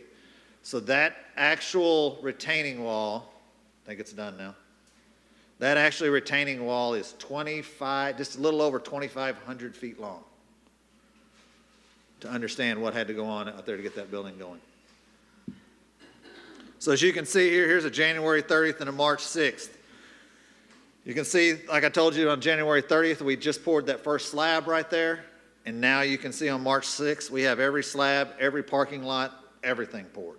All entrances from Business 287, everything's poured there. There's one little parking loop right there by the storm shelter that is not poured. It will be repoured when a little bit of repair work has to be done on the retaining wall that some of the dirt work caused. As you can see, the long, from the bottom right to the top left, you can see that long approach line gives us a very long stacking on property, which is the biggest thing people have. So we're about twice of what on a normal elementary campus is. And even for what we have on our campuses, myself and Bob Myers went and did some tours of campuses at 305 and checked from where the first car was to where the last car was, and then we Google Earth the length. We're about twice of the longest one that we had in our district at the time. And that was about 6 different elementaries, I believe. So there's actual top footage of what was going on. That was also taken at March 6th. You can see the steel starting to rise there in A and C. C would be where it'll be the 2-story classrooms in the back. Again, A is the cafeteria and the child nutrition area. So that is area A right there, and C that you see right there is the closest to us. You see the roof deck on. That is the area. That's child nutrition area. As we go to the back, you can see C. C will be a 2-story area. They have the first. They're working on finishing the second. The crane will probably be moved late week if weather permits, down towards the storm shelter that is totally poured and ready to start having the rafters and those things poured on, and we'll start going across the front of the building then from the storm shelter over towards the cafeteria to finish all that out. One thing that is completely finished is your elevator shaft. That is what the full elevator shaft is completed. The only thing that's not in there is the elevator. That'll be put in at a later time, but the actual building for the elevator shaft is up. Any questions on Wyoming Steam? We're going to move on to Hancock. Hancock is still on time, on budget. Over spring break, we did start drilling piers over spring break. We've got about 85 piers from 18 inches, 24 inches, and 30 inches to drill in a combination of those 3. We've drilled about 40 and poured concrete in those. We've got 5 more that we drilled, but we could not concrete because they didn't have casings. We hit groundwater that was not expected. And I say these are being drilled. These are from 30 to 40 feet deep piers. We hit groundwater at 30 feet up in the front part of the building. So these aren't just little old piers that you're used to. We're drilling way down there. And like I said, this is 18 inches diameter, 24 inches diameter, and 30 inches diameter. So we will be, 2 rigs came up Thursday, started Thursday, did not get to work Friday. So we'll be able to move a lot quicker here. It will be could be a little, we've drilled next to the building already and moved out. We could have a little bit of noise off that. We're trying to do everything we can to limit that, but there could be a little bit off of that when we do it. And we'll work with Mr. Zant, like I've said later in this, with Mr. Zant tells us if he's having too much noise or something like that, we do work with him and try to change what we're doing, figure out what we can do to stop it, work at different times. We do know that when testing days are, we won't be working those days. We may work late afternoons into the evenings, something like that. But testing days we will watch for tests. We will not work at least through the morning until tests are done, those kind of things. Just so your information, we have removed the softball and baseball fields out there. They are no longer there. There's no backstops, there's no dugouts, there's no nothing. They are gone. We are going to be using those to put all the spoils from the 2 retention ponds we have, from all the concrete and the drilling of the piers and all that. All the spoils will be going out there and getting it shaped ready for down the road. If we can put a football field and practice field and track out there like a Finley has, we're going to go ahead and start lifting that how we need to lift that with all those spoils there. Otherwise, we're actually, I just signed off on a credit for just on the ponds alone, keeping the spoils on property saved us $44,000. So those kind of things we're doing is helping us to stay in budget and help with other things on that. The demo, we have tore out some awnings, brick around steel columns that are on the back of the kitchen and so forth like that, and the stucco soffits that are on that same area. We're trying to do as much demo as we can, because once we hit summer, we've got about 8-10 weeks max to get everything inside the building done and add on to the library and add on to the cafeteria, those kind of things that we cannot do with students there. So we're trying to get as much as we can done at this time of year, so it's a lot easier at that time of year. Here's you a picture of the difference. Still not seeing a lot of difference in the pictures, but you can see where the dirt's been moved and things like that there in those pictures. And on that is actually the softball field and baseball field fencing and all that is gone on that. And eventually you'll see all the dirt start to be shaped up out there. Here's a full overview. As you can see, all the dirt's made on the L there, and then right there in front of the white and the white roofing. As you can see, this is scheduled to have a new roof put on there. We have put 3 sections of roof so far. We had a little time frame that we could move off of Steam, come over there and put a few on and go back. I'm sorry, Steam. Jimmy Ray, go back to Jimmy Ray due to where we were. So we're going to finish that probably as we move over to Steam, or as Steam has some breaks, we'll come in and finish that over roof there as well. And just right there on that board, if you look in the very center and you look to the right, that L-shape area right there, that's where you're looking at that classroom addition right there. If I use Yes, sir. And then over here is where you're looking at the addition of your band hall and your choir room, et cetera. Correct. Yes, sir. Any questions on the Hancock building? We're going to move on to Finley. So there's a picture of the front of what Finley's projected to look like. Y'all have all seen some of the fly-throughs we did just recently on those. We are trying to finalize the drawings and work with the budget. We did a push out on about 50% completed drawings. The budget we were over budget some. We had some through a couple of conference calls last week, 4 to 5 hours of conference calls last week. We have noticed that there are some things that with the 50% drawings, it was a little, we feel there's a lot of fluff in there. And so we've gone back with 80% drawings. We've got them out there looking at that to see what we can do, to see if we can keep within the budget that we have. So we're trying to do everything we can to make sure that when we bring it to you, we're doing everything we can with the budget to this building. Any questions on Finley? Here's Howard. Howard's the same situation as we're finalizing drawings and getting them out for pricing now at about 50%, same way we are. We're trying to make sure that we can, if we're trying to do a little extra, we're not going over the budget. And that's what we're trying to do, to make sure that we're staying within the budget that was approved by the voters, and we're spending it wisely. Waxahachie Creek, Prop B. So we've had meetings with the city, we've had meetings with TxDOT on the location of the building and how we kind of want to have it on there, and kind of how we're laying out the building and the parking lots and those things. So our next meeting is, what you can see, with NCTCOG. They will tell us where we can pull in and out of our building from the spur. They're kind of the ones that will say, hey, this is where you've got to do, this is where we want you to do, it's the best stacking. We're sharing our drawings with them, they're sharing drawings with us. I do have one I just got this afternoon of kind of the building layout with how the spur is going to look. TxDOT in our meeting shared with us how they're looking like the spur and how it's going to attach to Old Italy Road, those kind of things today.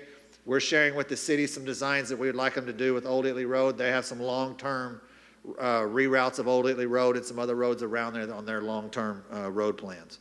We met with Coach Rogers and his two coordinators today on athletics. We're going back to the drawing board a little bit on that to fix some things that they brought up that we didn't think about, and it's actually some very good things. So we're going to go back and see what we can do to tweak and use the areas we have to reposition, tweak some things and things like that, and bring back to them. We'll probably bring it back to them within a week to 2 weeks. Hey, what about these changes and things like that? The last area we're trying to work out is the CTE area. That is Dr. Hollingsworth, Dr. Averett, Ms. Beneker are all working on that as to what all we're going to offer out there. So then we can go in and design what needs to be shop classes, what needs to be just classroom classes, those kind of things. And we can't really decide that until we know that, and they're finalizing that list right now. They've had multiple meetings on it, and they're working on finalizing that list right now. Is that... No, that's accurate. Okay. And all of the things that we're talking about, we'll then bring to the board so that they can provide input as well. Yes. Once we kind of get the design layout for what we want, we'll, again, yes, exactly, 100%. We will include you to see what our idea is about. Prop C. So over the since Christmas, we have finished the Clift playground replacement there. As you can see that one. We finished Wedgeworth over the spring break, as you can see that one there. So now both of those have all turf playgrounds out there at their facilities. Both of Wedgeworth's have a canopy on them, and 2 out of the 3 at Clift have canopies over them. And then over spring break, it was a busy spring break for the air conditioning groups. We did 10 units. That is what you approved earlier in September, I believe it was. You approved 10 units to be bought then. You approved, and these are all rooftop units. For Wedgeworth, you approved 12 units. And Finley, you approved 62 units at that time. We've replaced 26 of them last week. So it was a busy week for our air conditioning company as of craning off and craning on units. All these have to be craned on and craned off. They're not ones that carry up on ladders or do with the SkyTrack. They do have to be carried up. And here's Stephen, a picture of I it. assume all of the units that were placed over spring break were up and running for school this morning? All but one. We Okay. had a problem with just one, and it was being looked at this morning. Okay. Yes, but everything was up and running as of but one. But the one that had 2 units, like in a cafeteria. It was actually a part of a cafeteria, so it had 2 units, so we weren't without air this morning in that area. So here's the craning of the 26 units at Finley. They took off and put on 26 units in 5.5 hours. It was a busy Monday morning. Any questions on any of that? Mr. Mott, I have Yes, a ma'am. question. Do we have a rollout plan? Do all of our elementaries have the same type playground, or is there a plan to get all of our elementaries with the same type playground facility? None of our playgrounds have the exact same playground. None of our Right. elementaries do. I mean, every one of them as they were built, they were a little different as they were built. Yeah, I understand that. And so we replaced the one we have replaced were ones that were we were seeing deterioration and breaking things.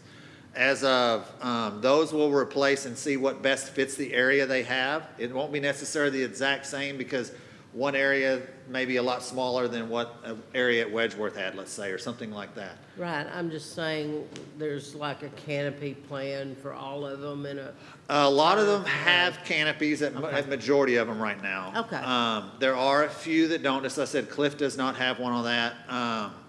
Most of the PTOs have bought canopies in the past. Okay. We'll replace the canopy top if they rip, we as maintenance department does. We just replaced one through the bond actually for one that ripped at Clift. And I know they're looking at one at, I believe it's Dunaway. I think they're looking at one there that has a hole or 2 in it. I believe they're looking at replacing that one.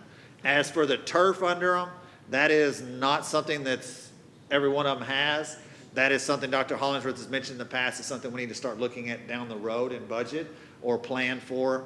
That is about, depending on the size, I'd say on the low end, $75,000. On the top end, about $125,000. So it's not a cheap endeavor. Right. It's a better endeavor than the wood chips, but it's not a cheap endeavor. Okay, thank you. Yes, ma'am. Okay, I'm going to turn it over to Bob for the AGCM report. Thank you, Board and Dr. Hollingsworth. This evening, we're here to present the February report. Our format this evening is a little different than it's been previously. We had some issues with printing, so you have a colored envelope. Our report is in there. It covers the 3 projects in construction. It includes the same data that we've looked at before. There are site daily reports in there. I do want to just bring to your attention, one thing we've added is, on this slide are up in the front of the report, I think it's pages 3, 4, and 5. We've added reference plans. On the right is the Jimmy Ray project. And so you can see the areas A, B, C, and D. There's a legend that is color-coded, so it shows that where the cafeteria is, where the gym, where classrooms, and so on and so forth. So that's for the Jimmy Ray. And then for the STEAM project, we have the A, B, C, D, and E areas. So just hopefully that'll help just reference, as we talk about these units, unit areas.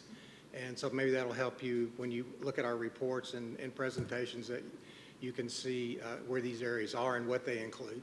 Bob, I thank you for that, and I want to just be sure the board's aware, as you look through those reports that you receive from AGCM each month, they're on site every day that construction's taking place. They can tell you how many workers are on site. They can tell you exactly what's being worked on any given day of construction. They can tell you if something is broken that needs to be repaired by a subcontractor.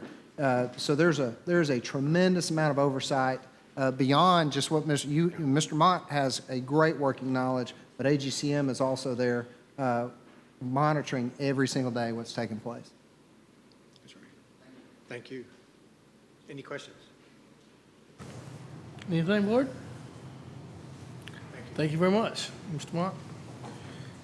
Okay, moving on to our report C, we've got informational report on WISD's balanced scorecard priority 2, honor and support staff. Mr. Burkhalter. Hello again, board.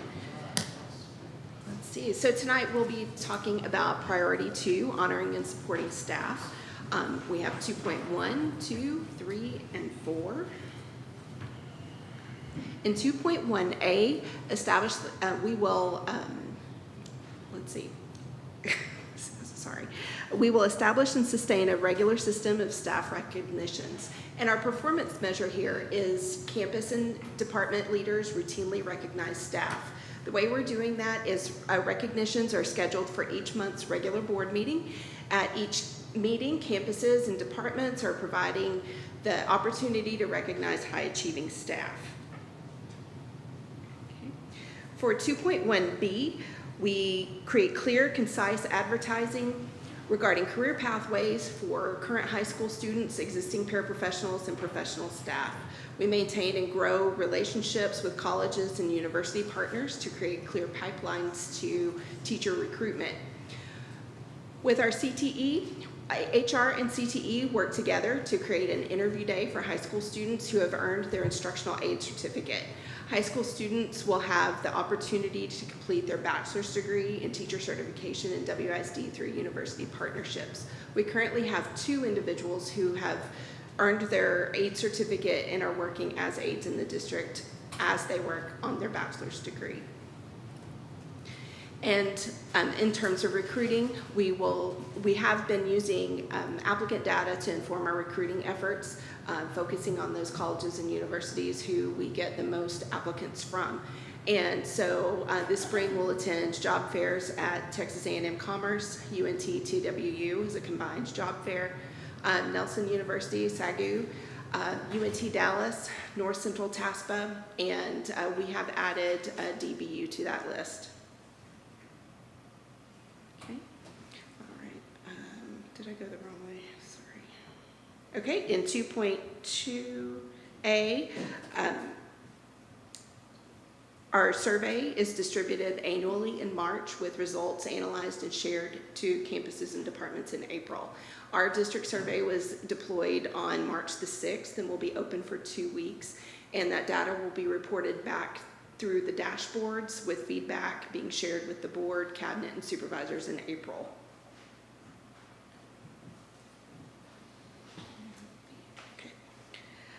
Protocols are developed, implemented, and training is completed. Our teacher advisory council meets with Dr. Hollingsworth met with Dr. Hollingsworth on March 7th. Dr. Hollingsworth will also complete his 6th iteration of the protocol with Soup with the Soup visits to all campuses and departments by April 3rd. And finally the spring superintendent student executive council is scheduled for April 5th.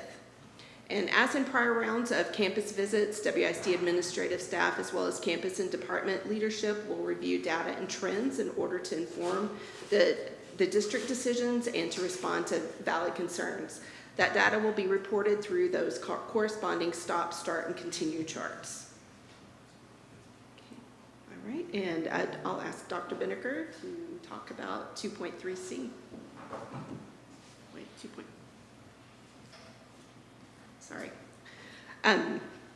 Okay, the Director of Counseling and Guidance will monitor and report usage and contact data to the cabinet at least once every semester. And those monthly updates are available from Care Solace and the district's EAP. The available resources are being used regularly by staff members.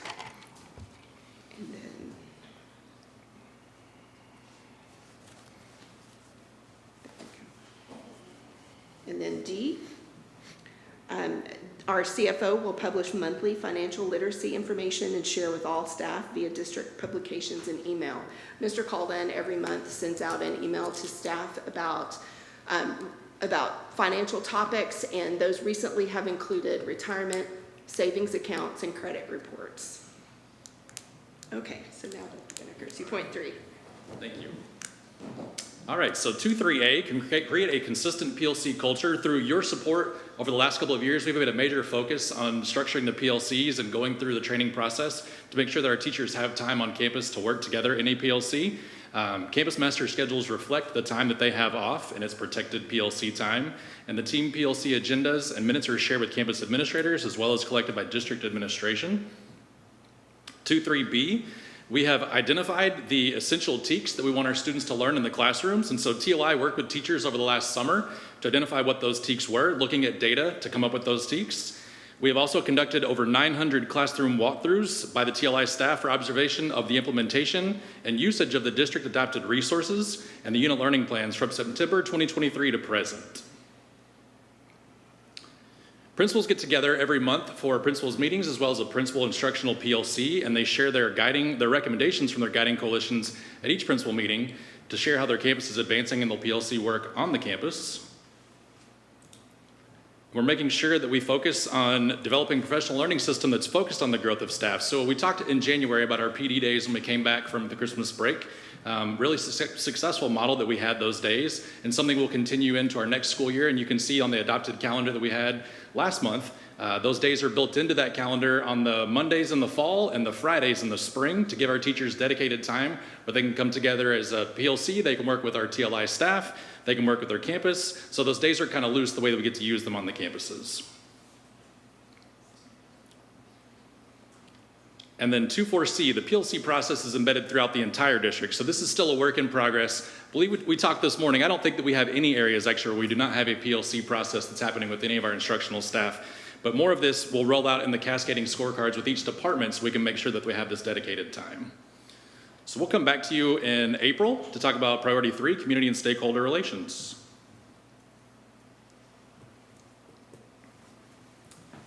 Questions, comments, Ms. Burkhalter, Dr. Ayo? Okay, thank you very much. Board, at this time, I'd like to invite a couple of teachers up here. I have Ms. Kalin from Northside and Ms. Hughes from Marvin. We took some campus tours a few weeks ago, and a few of you were able to attend with us and saw some great things happening, and I just wanted to get some input from our teachers and have them speak with you directly. I'll let y'all come up. Hi, good evening.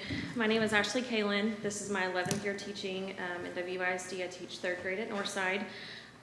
Since starting Amplify, I've seen a remarkable increase in student confidence and in growth. Through engaging content and constant checks for understanding, students are not only improving their reading skills, but they're also gaining a newfound belief in their abilities. This boost in confidence is evident in their willingness to participate in class discussions, their eagerness to read in front of their peers, and their overall academic performance. Amplify is empowering students to see themselves as capable readers, and I couldn't ask for more from a curriculum. I would also like to add, since we started Amplify in October, there has not been one day that my students have been on devices. Every single day we use a book, we use pencil, we use paper. Thank you.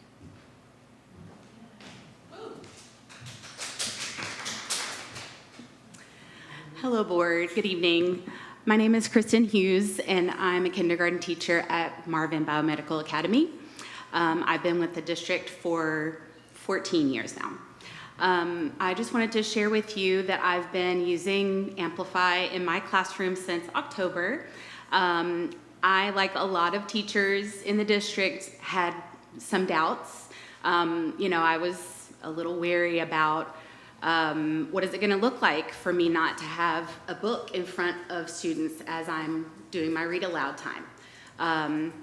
That's what I've been used to for all these years teaching in the district. And as I've gone through and learned how Amplify works, and my students have, grown accustomed to me reading from like more of a manual than a book, I've noticed that they are engaged. They're still learning. We're reading textbooks. We're reading literature. We're reading about history. They're learning all kinds of things that I had no idea that kindergartners were able to really understand and comprehend. My students are using vocabulary words. One of my students described his chicken nuggets as scrumptious. And, that was just one of the vocabulary words that we happen to be using in Amplify.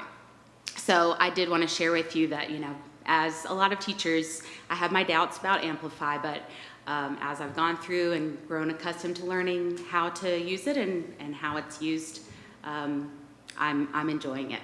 So thank you.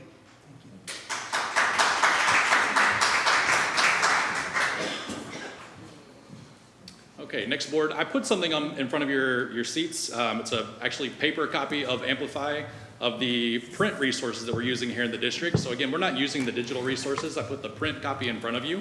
I actually got these from Region 10, who brought some stuff with us tonight. So I'm going to ask Ms. Kaufman and Dr. Warren to come up here, please.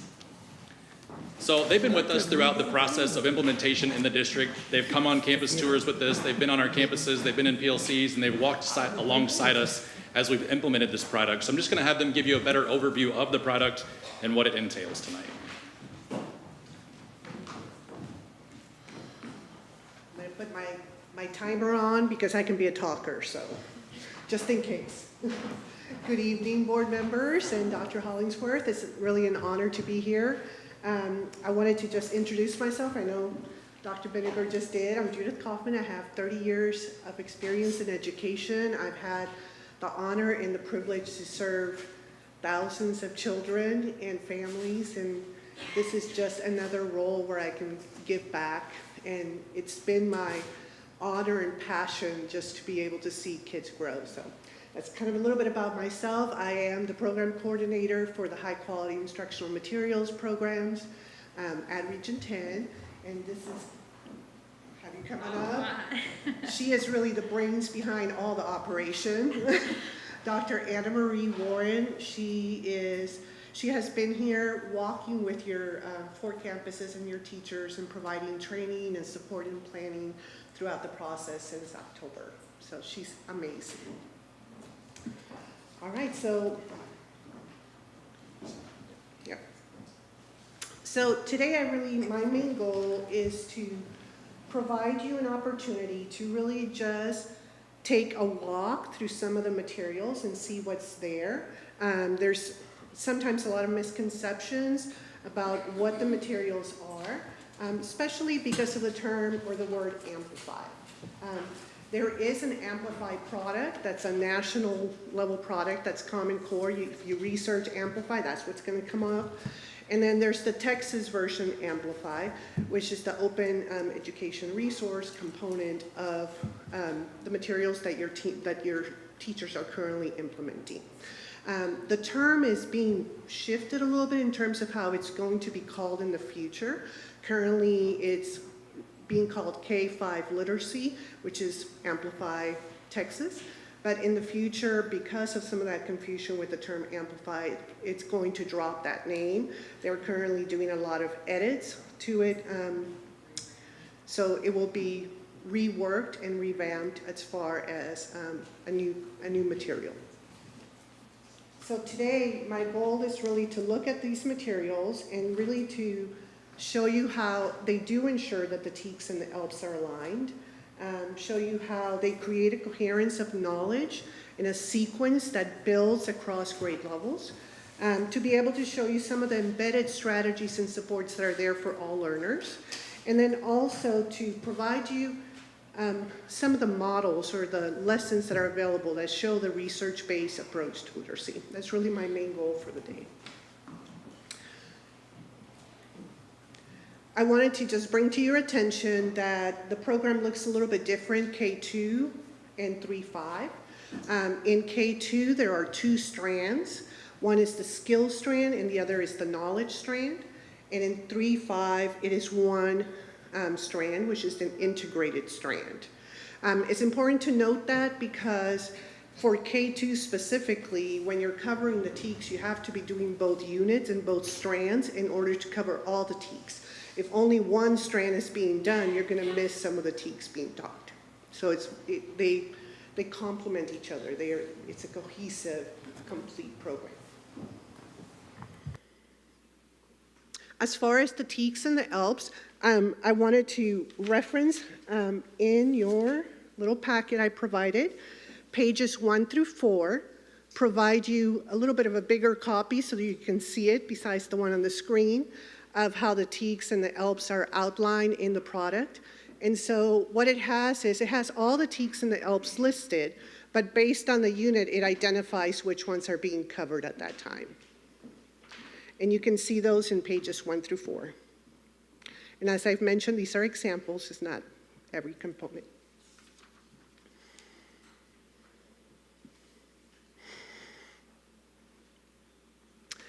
The next part you're going to see, and you can find that on pages 5 through 22, are examples of the units.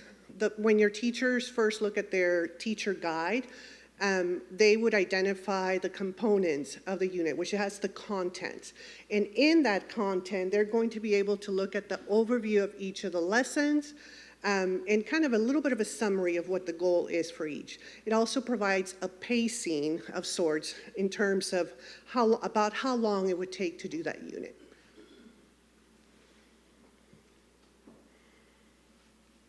This is the sample, same thing, the contents for 3rd through 5th, and you'll be able to find that on pages 23 through 30 as well. It does summarize each lesson as well with estimated timeframes. The next component of the materials is the unit introduction.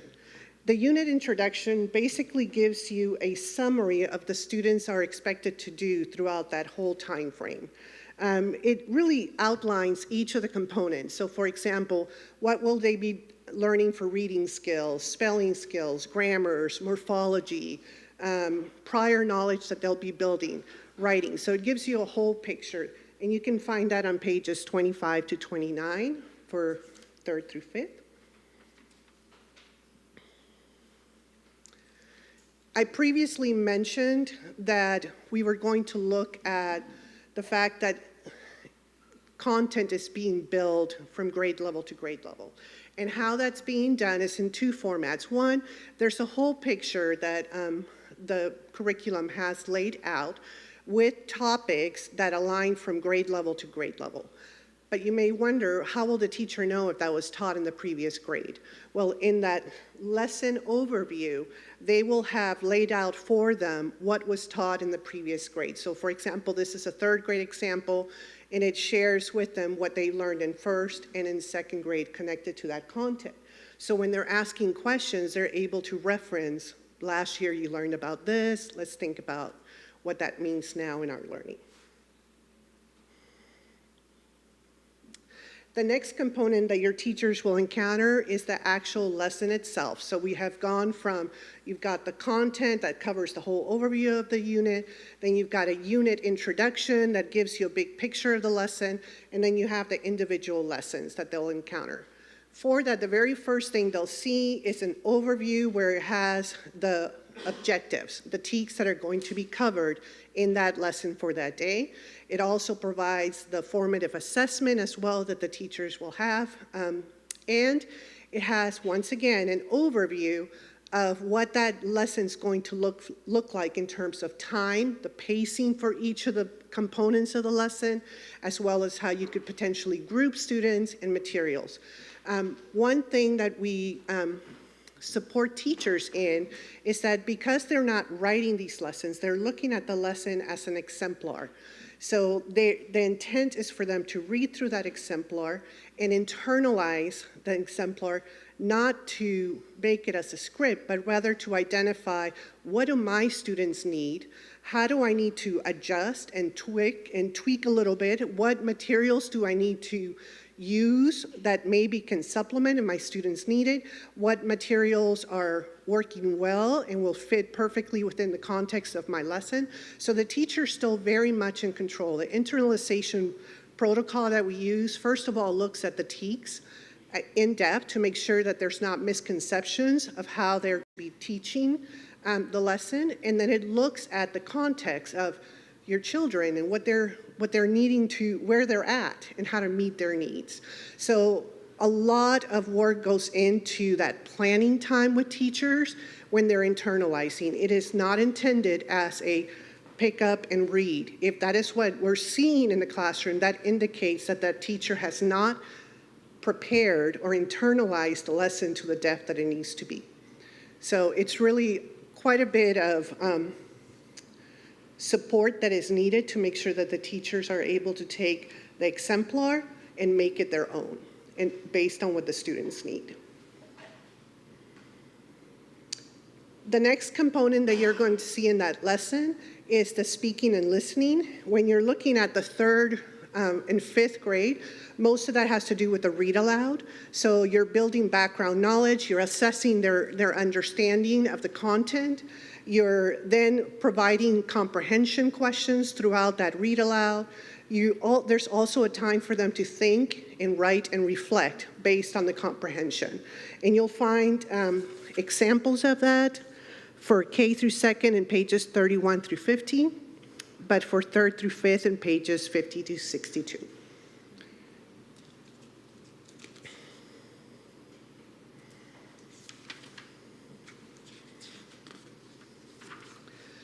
The next part of the lesson is the reading component. This is where the students have an opportunity to practice reading. The teacher has to make some decisions here as well. They need to determine if the student is able to read the grade level text by themselves independently, if they need the support of a partner to read together, or if they need to do a small group reading where they provide more intense support for that group. Because we know that our students are going to all be at different levels, and so the teacher has to make a call as to what is the best way that this reading practice is going to take place. For the guided practice, which is for that small group, there is a laid out lesson. It has, as you can see on the screen, on the right-hand side, that's an example of that laid out guided lesson for the teachers if they're needing to do a small group instruction. The next component they're going to find is the writing aspect of the lesson. there's writing really embedded throughout, even in the read aloud component, in the speaking and the listening. However, this part of the lesson is targeted and specific to the TEKS connected to writing. And so students will have an opportunity to use graphic organizers to organize their thinking. They're going to use text evidence to justify their thinking. They're going to do research. They'll develop drafts, revise, edit, create final products as well. I gave you kind of two samples there. You can see the samples in page 57 and then also in pages 60 to 61. Mainly the reason for the two samples is because one lesson was more based on that developing drafts and things like that, and the second lesson's taking the students further into that final draft with also a rubric that they would be using to determine the quality of their work as well.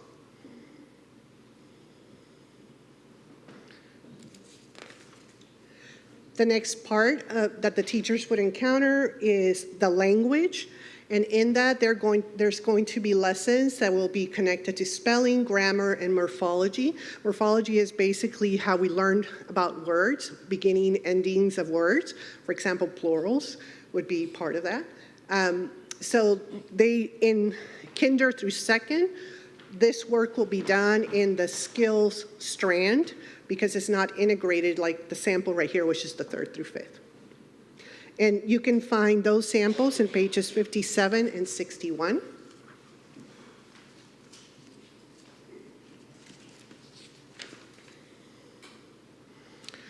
There's also lots of opportunities to practice throughout this resource, this material. In this case, it's a practice with choice board, so it allows flexibility for the teacher. They can either identify one of those areas that they want to use specifically for all the students, leave it free for the students to select which ones they want to do, or a mix of that. Maybe some students are able to have greater freedom in their selection, and others need a very specific one to get additional practice. So this is another area where the teacher has to make some decisions based on the needs of their students. And then there's components in the materials that's called pausing points. Pausing points are intended to, almost as a review. So to identify where are my students up to this point? Did we meet the requirements that we had planned out? Did they meet the objectives? And if not, what are some ways that I can do some reteaching? Once again, it provides multiple choices for that reteaching depending on where the students are and the data that you have from all of your previous exit tickets and formative assessments. This is just a kind of a mix, a variety of samples from the student materials. These are all located in the student workbook, which is a consumable.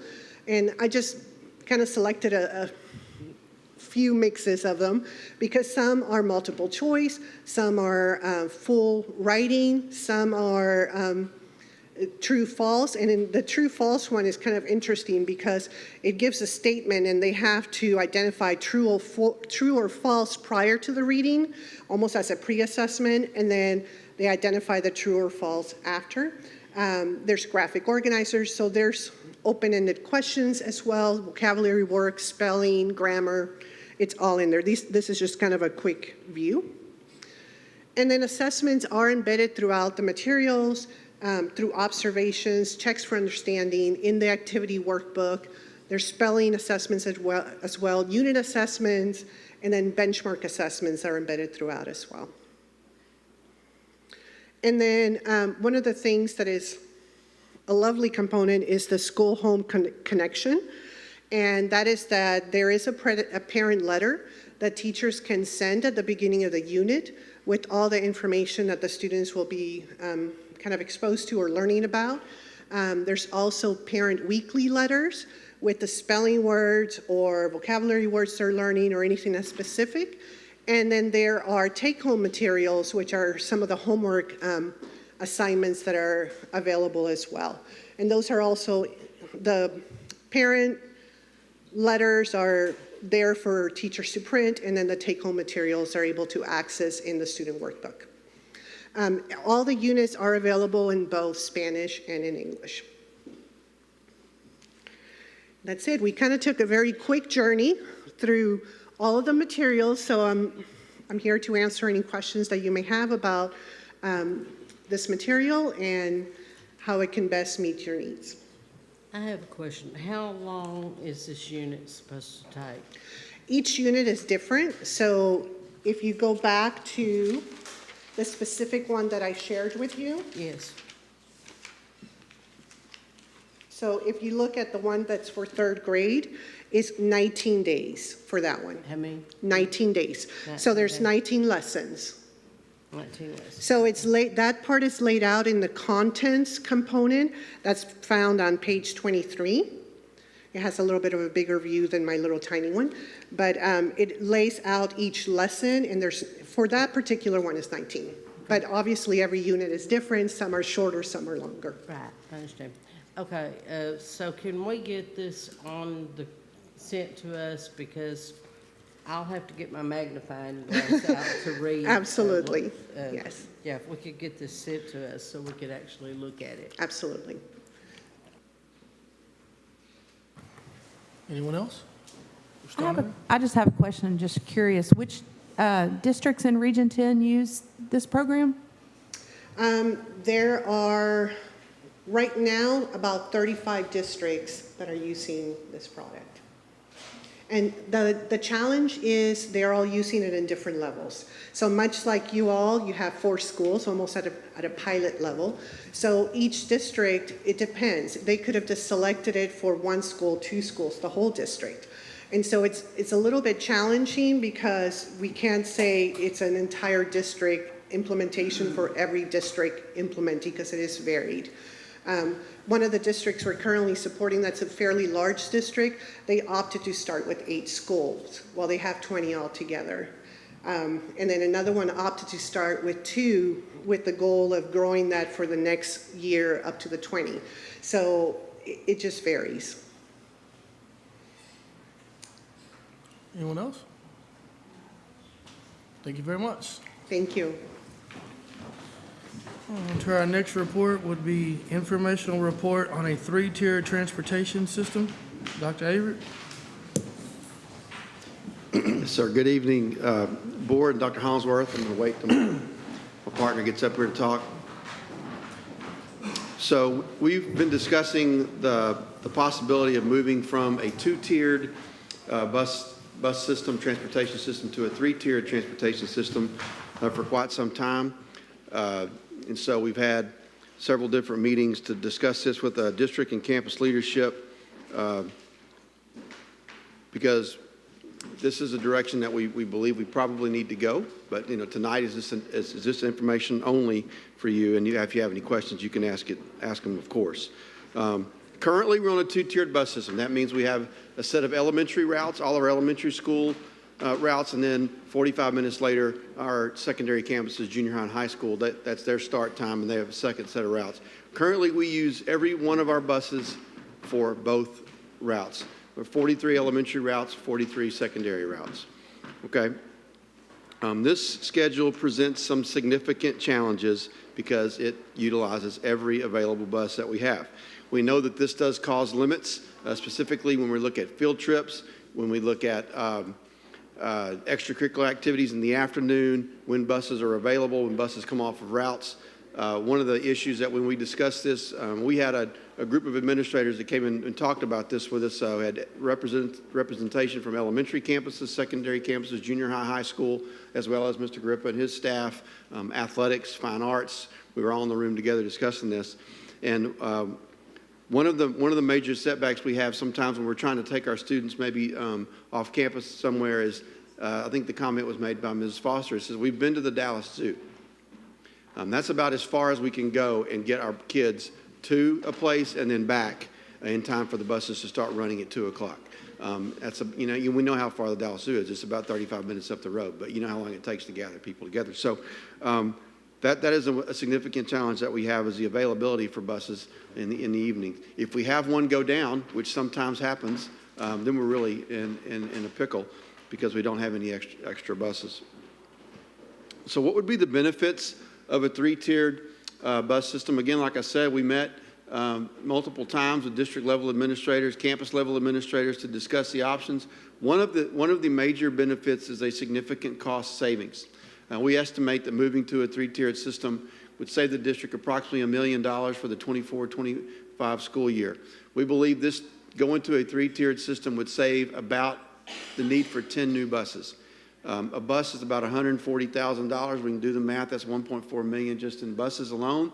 And then we talk about having to have drivers for those buses. So we believe that going to a three-tiered system would be like the equivalent of adding 10 buses to our fleet. This obviously provides us more flexibility. We would have buses that are readily available, maybe in the afternoons.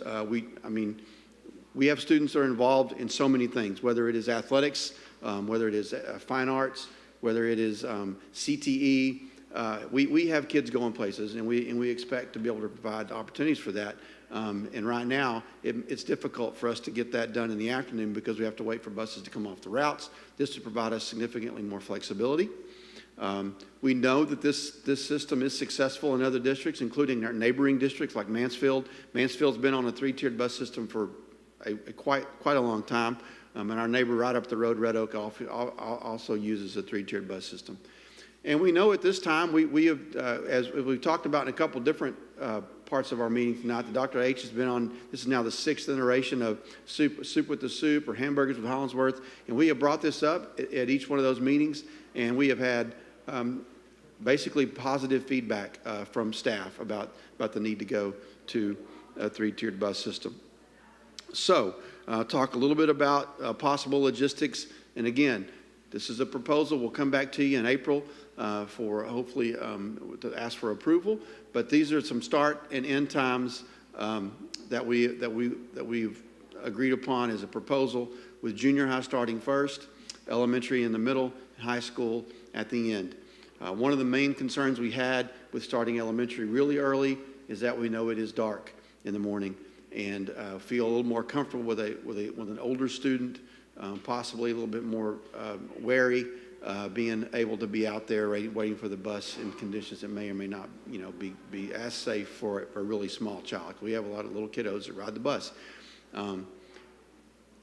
Those of you who've had teenagers or remember when you were a teenager, most of the research says that teenagers' circadian rhythms, they start better. They function better when they start a little bit later. I've got teenagers in my house. I know that to be a fact where I live.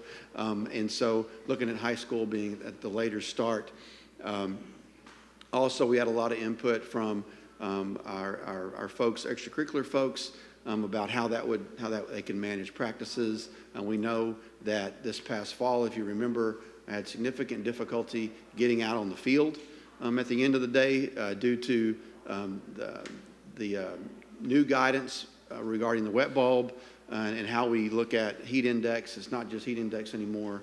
And we had a real struggle with actually getting kids on the field, both specifically for football and band, but any afternoon sport in the fall can be impacted by that.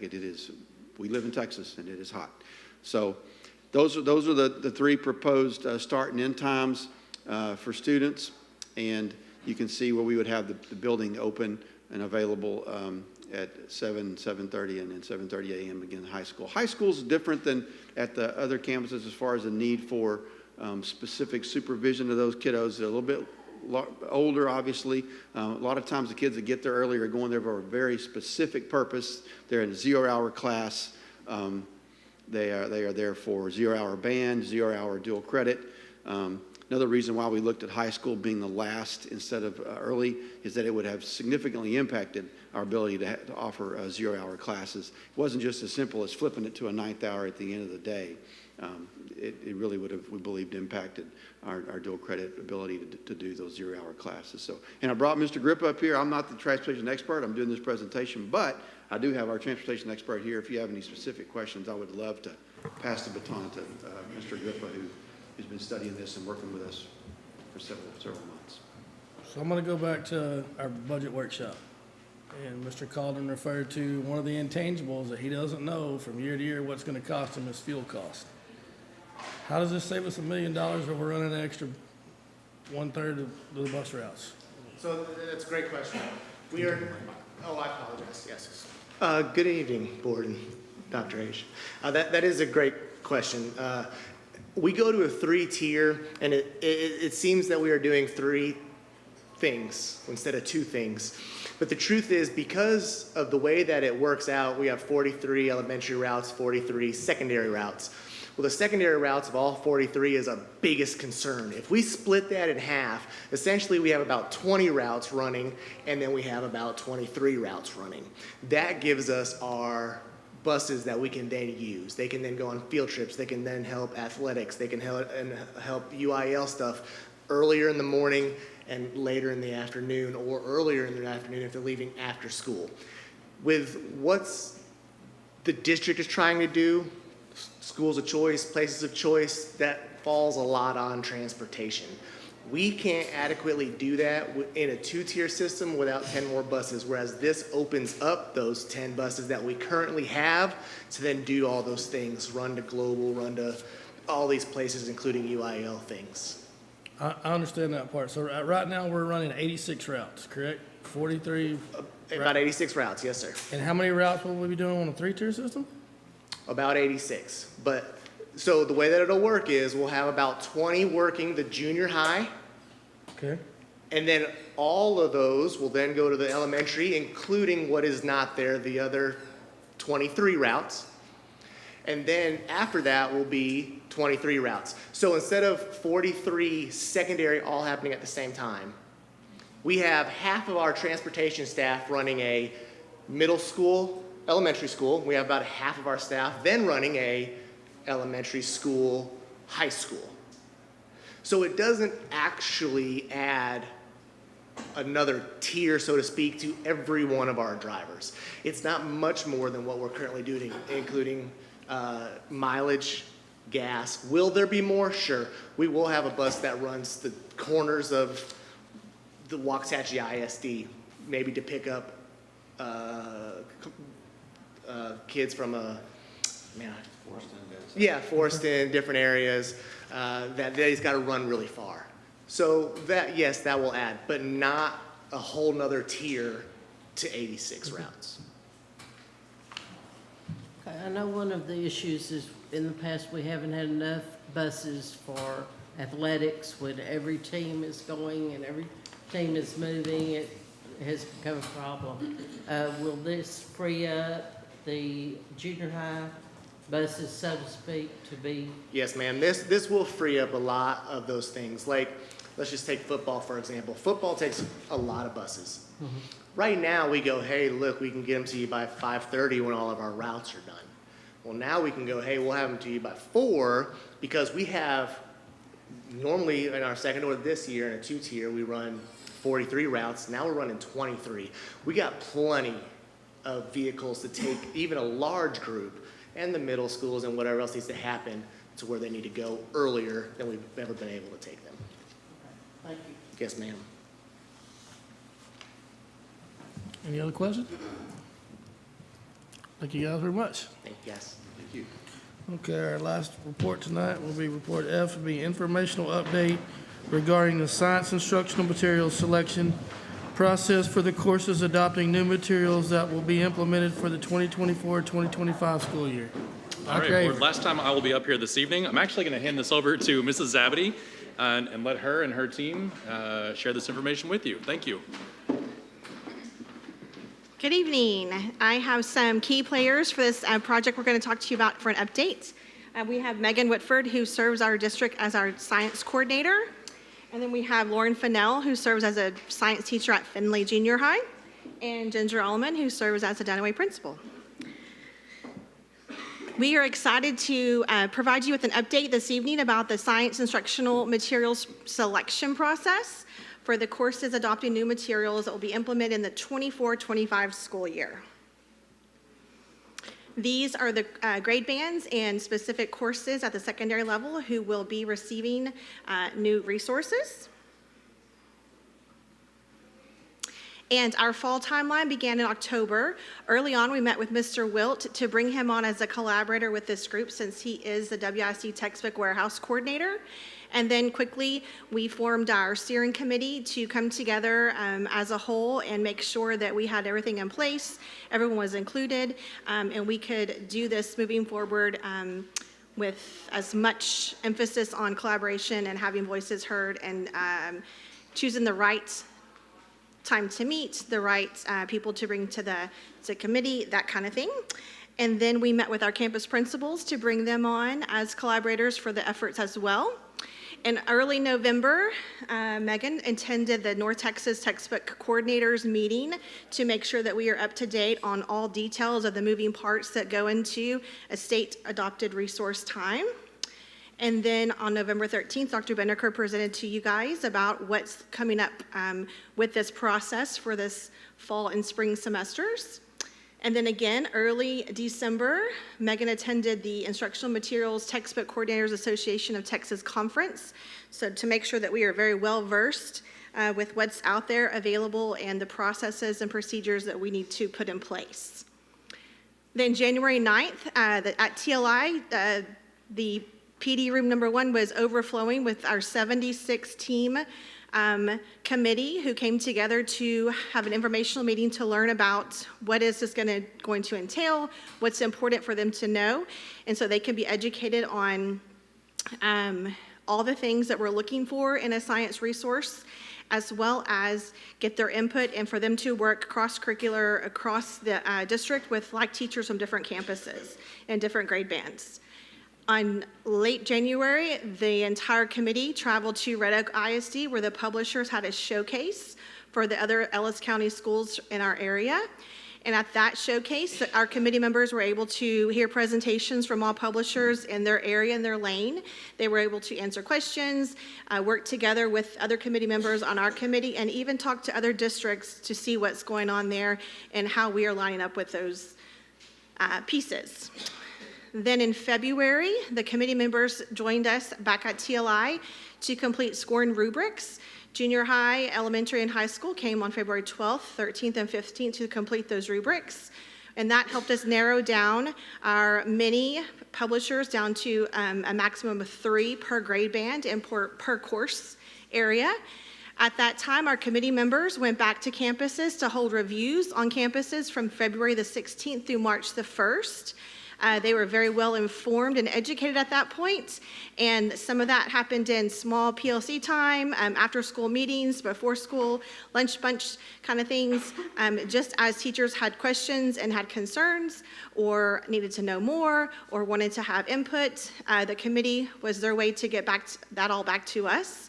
They also had time to then look at the platforms digitally to see what that would look like for the teacher going in and seeing the teacher edition, that kind of thing, what it looks like to be a student, what it looks like to be a teacher. And then February, we started bringing more information back to our principals 2 different times. And then we took it to EMAT to get recommendations from them. And then on March 4th and 5th, right before break, we held a public review at TLI where all the committee members and science teachers were invited to come over and vote for their top resource for those areas. And so currently, we are compiling all that information and feedback from our teachers, principals, and getting that together to take back to EMAT next week. And then we'll bring a recommendation to the board at the April board meeting. The work of the committee was great, and so big applause to everyone who was on the committee, who's still serving on that committee actually. There's 76 members throughout the district. Each campus is represented with either an administrator or an assistant principal at a minimum. Teachers from each of the grade bands listed there are also on the committee. We had representation from all the special populations for dual language, special education, gifted and talented, and advanced academics. And we had parents participate in that informational meeting in January, and they also had the opportunity, along with all community members, to come to our review on March 4th and 5th. These are the areas in blue and green that our committee was focusing on to make sure that all resources that we are choosing or looking to choose entailed all of these components to make sure that it's very sound and appropriate to use in our classrooms with our students. And so it would support our teachers at the level that they need support with. A little switcheroo that typically doesn't always go along with a new state adoption timeframe is science education is receiving new TEKS in these 3 grade band areas, K-5, 6, 8, and 9, 12, starting the 24-25 school year. So it's important for our new adopted resources to reflect that. We also have change in science instruction to be included with phenomenon-based instruction, the scientific and engineering practices, and recurring themes and concepts. So lots of changes coming down the pipes for science instruction for 2024-25. Our committee narrowed down our, in some areas, long list of publishers to a maximum of 3. And you can see on the left column, that is the either grade band, which will receive the adoption the same, or the content area at secondary.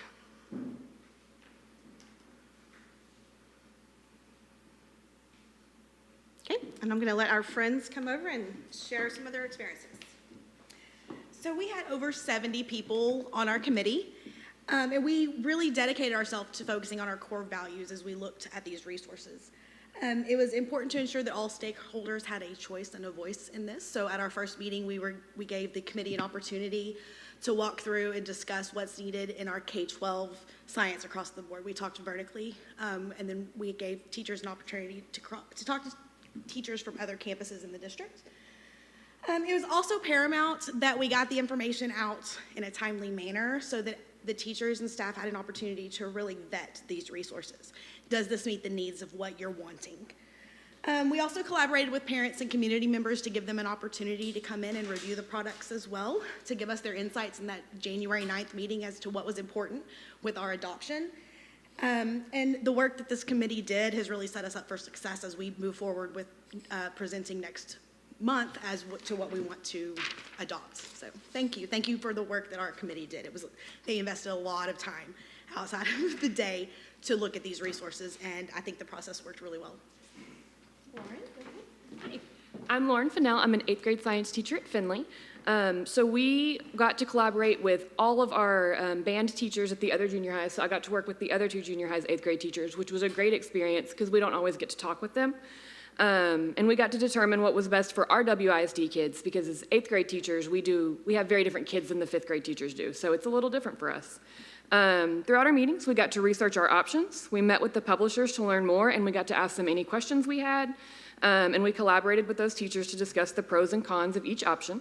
The TLI team did a really great job of organizing each meeting and supporting us along the way. Teachers do make the worst students sometimes, so they kept us on task, and they did a great job in organizing that. So we are all very excited for the support that whatever curriculum we ended up going with will provide us with our new TEKS. Good evening, Board and Dr. Hollingsworth. I'm Ginger Alamon, the principal at Dunaway, and so I just wanted to share a little bit about my experience on this committee. It was really important and beneficial for me, being a dual language campus principal, to be able to look at the different resources that were available, just to ensure that it was equitable for both my general education group as well as my bilingual classrooms. So it was awesome the way the TLI department had this organized. First, as Melissa stated, we got to learn a little bit about the different TEKS and understand the components that were needed for this new resource.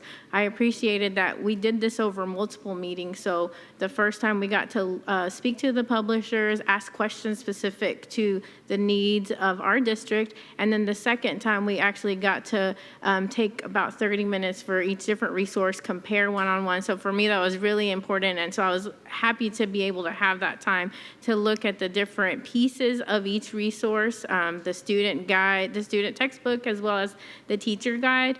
So I think it was a great process, and I do feel like the people that were involved in there were very educated about the different resources and were able to make the best choice that they felt was going to serve our students and our district well.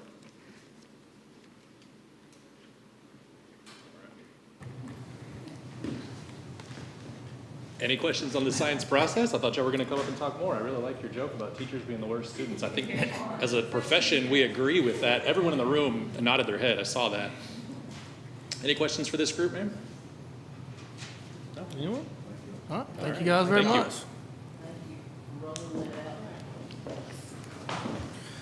Okay, board, we move to item 7, which is our consent agenda. We have items A through M.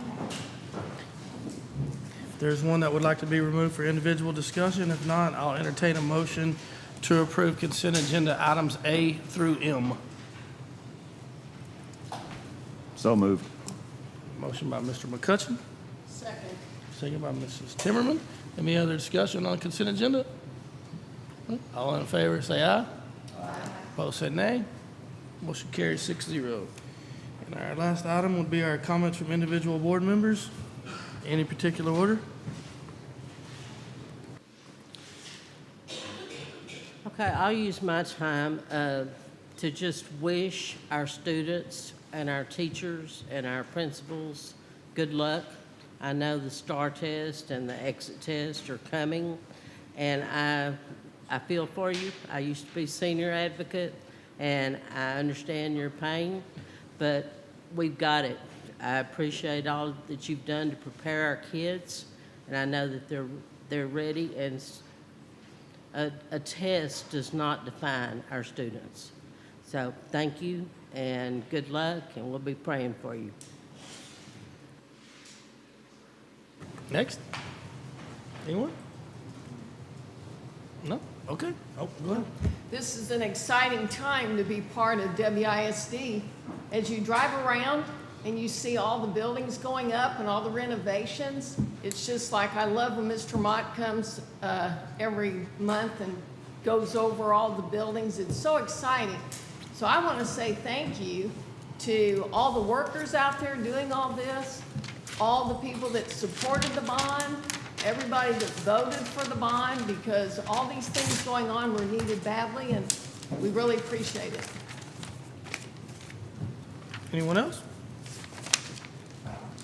Okay, at this time, I'll entertain a motion to adjourn. So moved. Motion by Mrs. Timmerman. Have a second? Mr. McCutcheon. All in favor, say aye. Motion carries 6-0. Thank you very much.